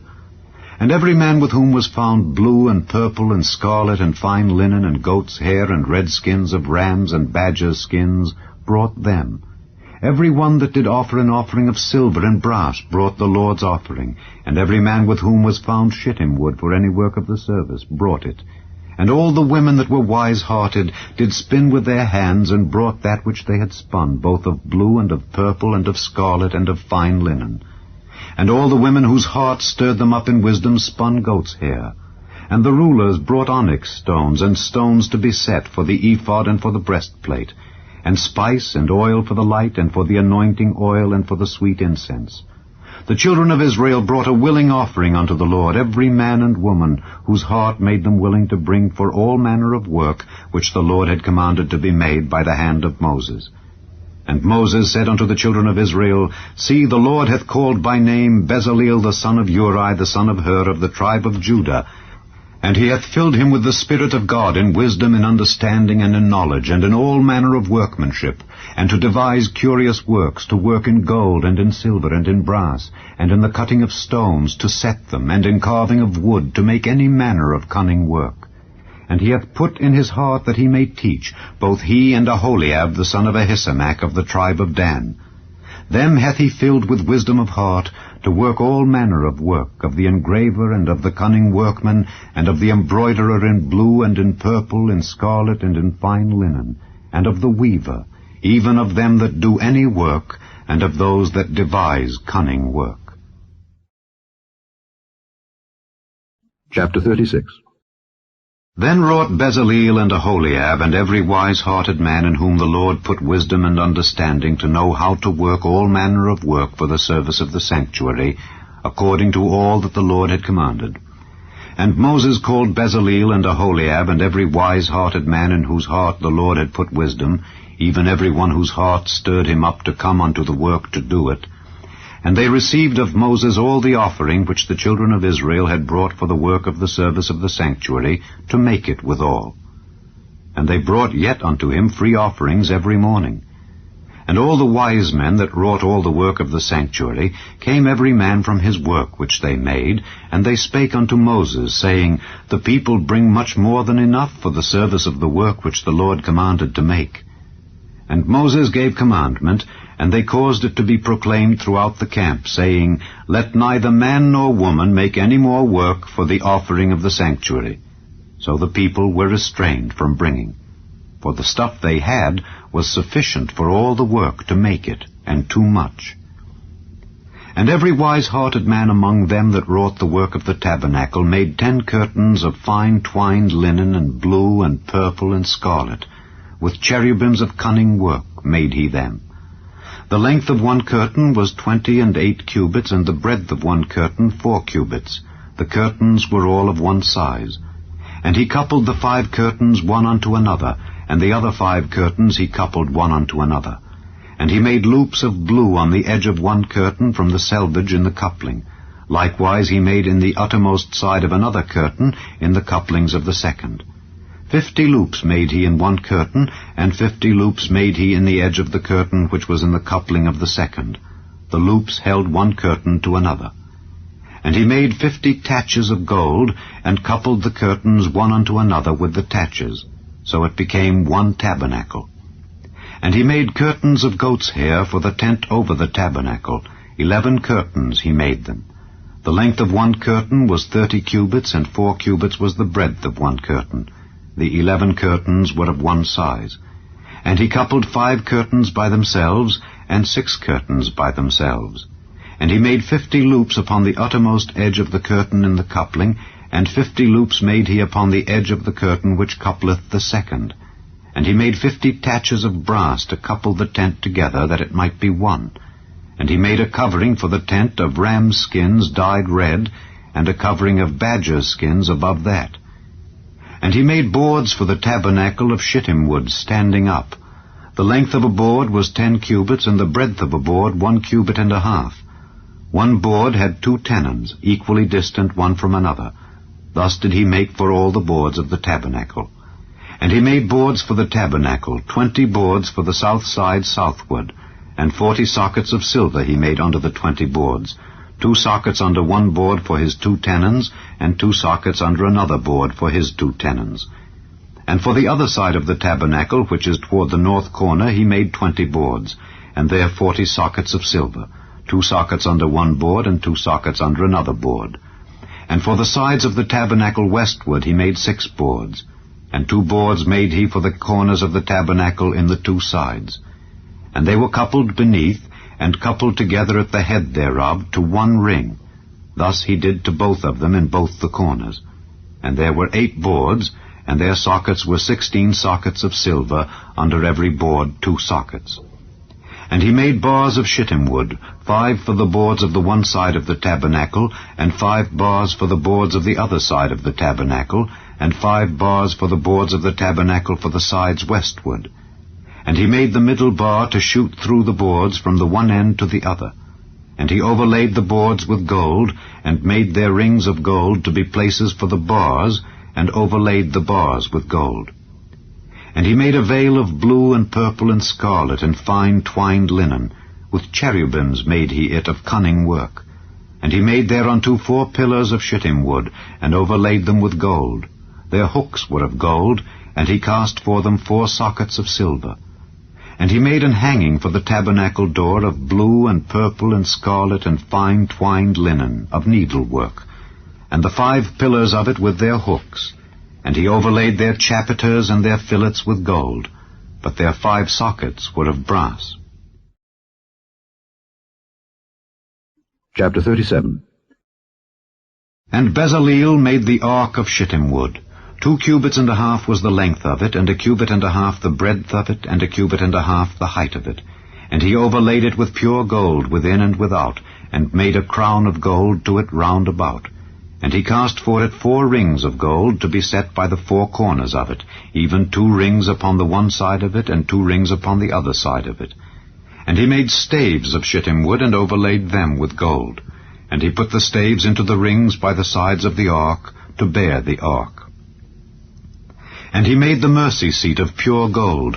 2 cubits and a half was the length thereof, and 1 cubit and a half the breadth thereof. And he made 2 cherubims of gold, beaten out of one piece made he them, on the 2 ends of the mercy seat. 1 cherub on the end on this side, and another cherub on the other end on that side. Out of the mercy seat made he the cherubims on the 2 ends thereof. And the cherubims spread out their wings on high, and covered with their wings over the mercy seat, with their faces one to another. Even to the mercy seatward were the faces of the cherubims. And he made the table of shittim wood. 2 cubits was the length thereof, and 1 cubit the breadth thereof, and 1 cubit and a half the height thereof. And he overlaid it with pure gold, and made thereunto a crown of gold round about. Also he made thereunto a border of an handbreadth round about, and made a crown of gold for the border thereof round about. And he cast for it 4 rings of gold, and put the rings upon the 4 corners that were in the 4 feet thereof. Over against the border were the rings, the places for the staves to bear the table. And he made the staves of shittim wood, and overlaid them with gold to bear the table. And he made the vessels which were upon the table, his dishes and his spoons and his bowls and his covers to cover withal, of pure gold. And he made the candlestick of pure gold. Of beaten work made he the candlestick. His shaft and his branch, his bowls, his knops, and his flowers were of the same. And 6 branches going out of the sides thereof, 3 branches of the candlestick out of the one side thereof, and 3 branches of the candlestick out of the other side thereof. 3 bowls made after the fashion of almonds in one branch, a knop and a flower, and 3 bowls made like almonds in another branch, a knop and a flower. So throughout the 6 branches going out of the candlestick. And in the candlestick were 4 bowls made like almonds, his knops and his flowers, and a knop under 2 branches of the same, and a knop under 2 branches of the same, and a knop under 2 branches of the same, according to the 6 branches going out of it. Their knops and their branches were of the same. All of it was one beaten work of pure gold. And he made his 7 lamps, and his snuffers, and his snuff dishes of pure gold. Of a talent of pure gold made he it, and all the vessels thereof. And he made the incense altar of shittim wood. The length of it was a cubit, and the breadth of it a cubit. It was 4 square, and 2 cubits was the height of it. The horns thereof were of the same. And he overlaid it with pure gold, both the top of it and the sides thereof round about, and the horns of it. Also he made unto it a crown of gold round about. And he made 2 rings of gold for it under the crown thereof, by the 2 corners of it, upon the 2 sides thereof, to be places for the staves to bear it withal. And he made the staves of shittim wood, and overlaid them with gold. And he made the holy anointing oil, and the pure incense of sweet spices, according to the work of the apothecary. Chapter 38. And he made the altar of burnt offering of shittim wood. 5 cubits was the length thereof, and 5 cubits the breadth thereof. It was 4 square, and 3 cubits the height thereof. And he made the horns thereof on the 4 corners of it. The horns thereof were of the same, and he overlaid it with brass. And he made all the vessels of the altar, the pots, and the shovels, and the basins, and the flesh hooks, and the fire pans. All the vessels thereof made he of brass. And he made for the altar a brazen grate of network under the compass thereof beneath unto the midst of it. And he cast 4 rings for the 4 ends of the grate of brass to be places for the staves. And he made the staves of shittim wood, and overlaid them with brass. And he put the staves into the rings on the sides of the altar to bear it withal. He made the altar hollow with boards. And he made the laver of brass, and the foot of it of brass, of the looking glasses of the women assembling, which assembled at the door of the tabernacle of the congregation. And he made the court. On the south side southward the hangings of the court were of fine twined linen, 100 cubits. Their pillars were 20, and their brazen sockets 20. The hooks of the pillars and their fillets were of silver. And for the north side the hangings were 100 cubits, their pillars were 20, and their sockets of brass 20. The hooks of the pillars and their fillets of silver. And for the west side were hangings of 50 cubits, their pillars 10, and their sockets 10. The hooks of the pillars and their fillets of silver. And for the east side eastward 50 cubits. The hangings of the one side of the gate were 15 cubits, their pillars 3, and their sockets 3. And for the other side of the court gate, on this hand and that hand, were hangings of 15 cubits, their pillars 3, and their sockets 3. All the hangings of the court round about were of fine twined linen. And the sockets for the pillars were of brass, the hooks of the pillars and their fillets of silver, and the overlaying of their chapiters of silver, and all the pillars of the court were filleted with silver. And the hanging for the gate of the court was needlework of blue and purple and scarlet and fine twined linen, and 20 cubits was the length, and the height and the breadth was 5 cubits, answerable to the hangings of the court. And their pillars were 4, and their sockets of brass 4, their hooks of silver, and the overlaying of their chapiters and their fillets of silver. And all the pins of the tabernacle and of the court round about were of brass. This is the sum of the tabernacle, even of the tabernacle of testimony, as it was counted according to the commandment of Moses for the service of the Levites, by the hand of Ithamar, son to Aaron the priest. And Bezaleel the son of Uri, the son of Hur, of the tribe of Judah, made all that the Lord commanded Moses. And with him was Aholiab, son of Ahisamach, of the tribe of Dan, an engraver and a cunning workman, and an embroiderer in blue and in purple and in scarlet and fine linen. All the gold that was occupied for the work and all the work of the holy place, even the gold of the offering, was 29 talents, and 730 shekels after the shekel of the sanctuary.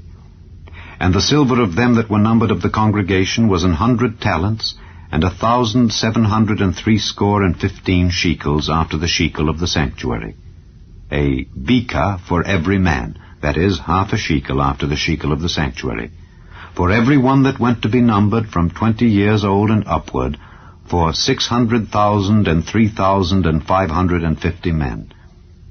And of the 100 talents of silver were cast the sockets of the sanctuary and the sockets of the veil, 100 sockets of the 100 talents, a talent for a socket. And of the 1,775 shekels he made hooks for the pillars, and overlaid their chapiters, and filleted them. And the brass of the offering was 70 talents, and 2,400 shekels. And therewith he made the sockets to the door of the tabernacle of the congregation, and the brazen altar, and the brazen grate for it, and all the vessels of the altar, and the sockets of the court round about, and the sockets of the court gate, and all the pins of the tabernacle, and all the pins of the court round about. Chapter 39. And of the blue and purple and scarlet they made cloths of service to do service in the holy place, and made the holy garments for Aaron, as the Lord commanded Moses. And he made the ephod of gold, blue and purple and scarlet, and fine twined linen. And they did beat the gold into thin plates, and cut it into wires, to work it in the blue and in the purple and in the scarlet and in the fine linen with cunning work. They made shoulder pieces for it to couple it together. By the two edges was it coupled together. And the curious girdle of his ephod that was upon it was of the same, according to the work thereof, of gold, blue, and purple, and scarlet, and fine twined linen, as the Lord commanded Moses.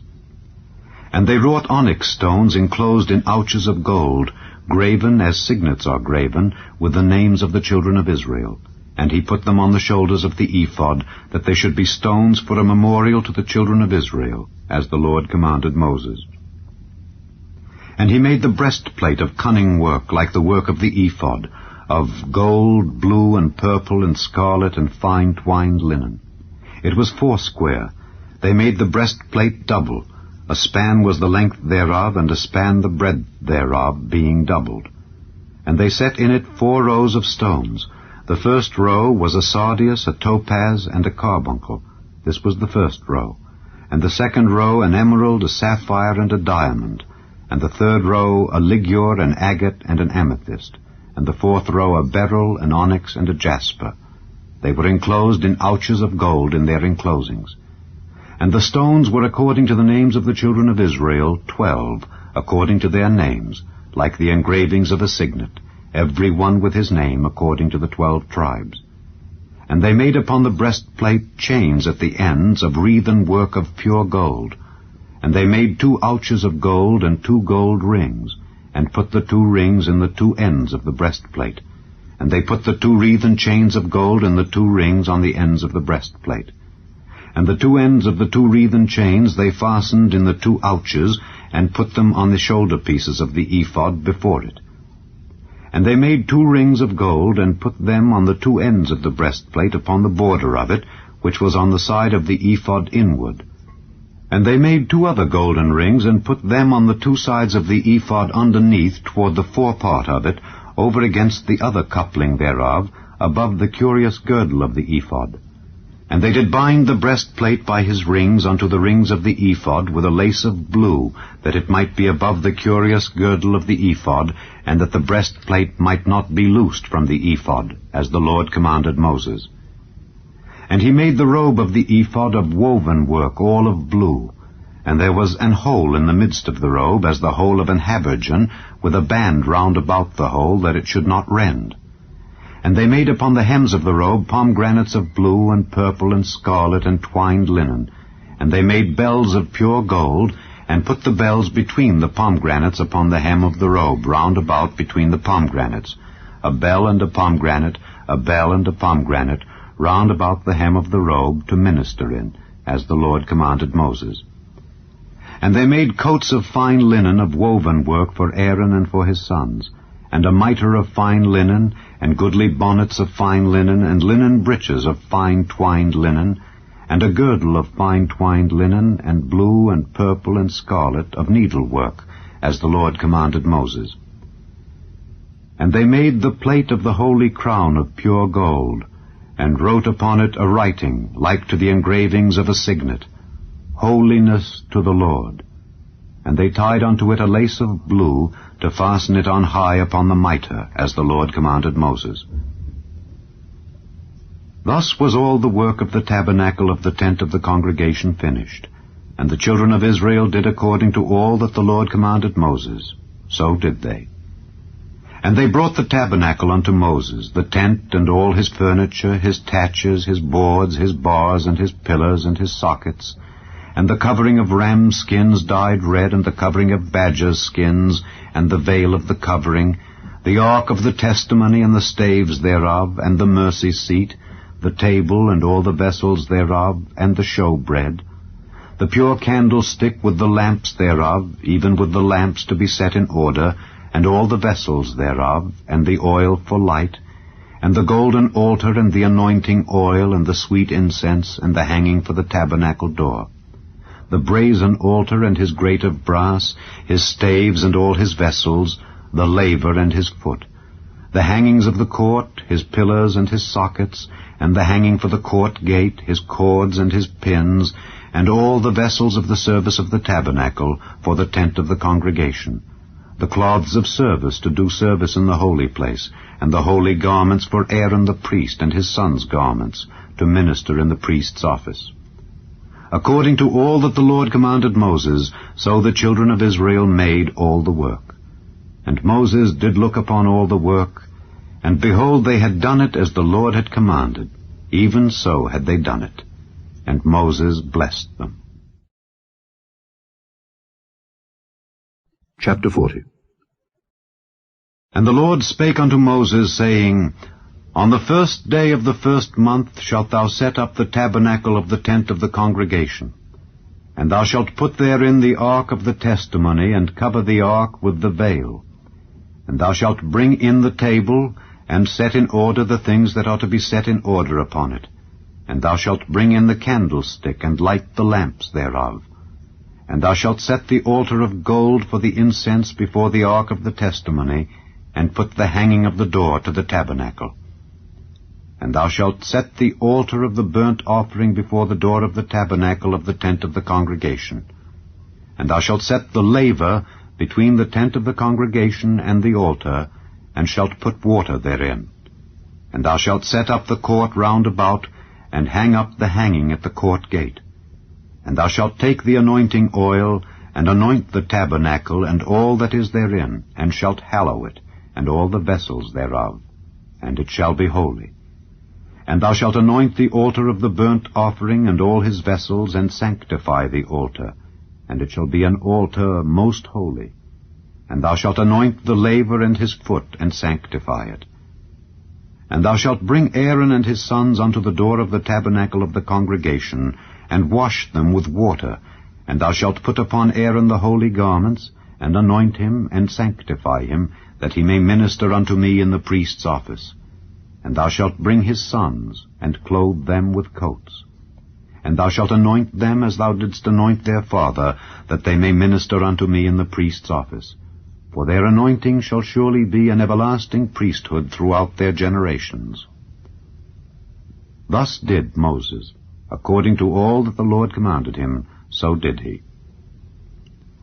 And it came to pass in the 1st month, in the 2nd year, on the 1st day of the month, that the tabernacle was reared up.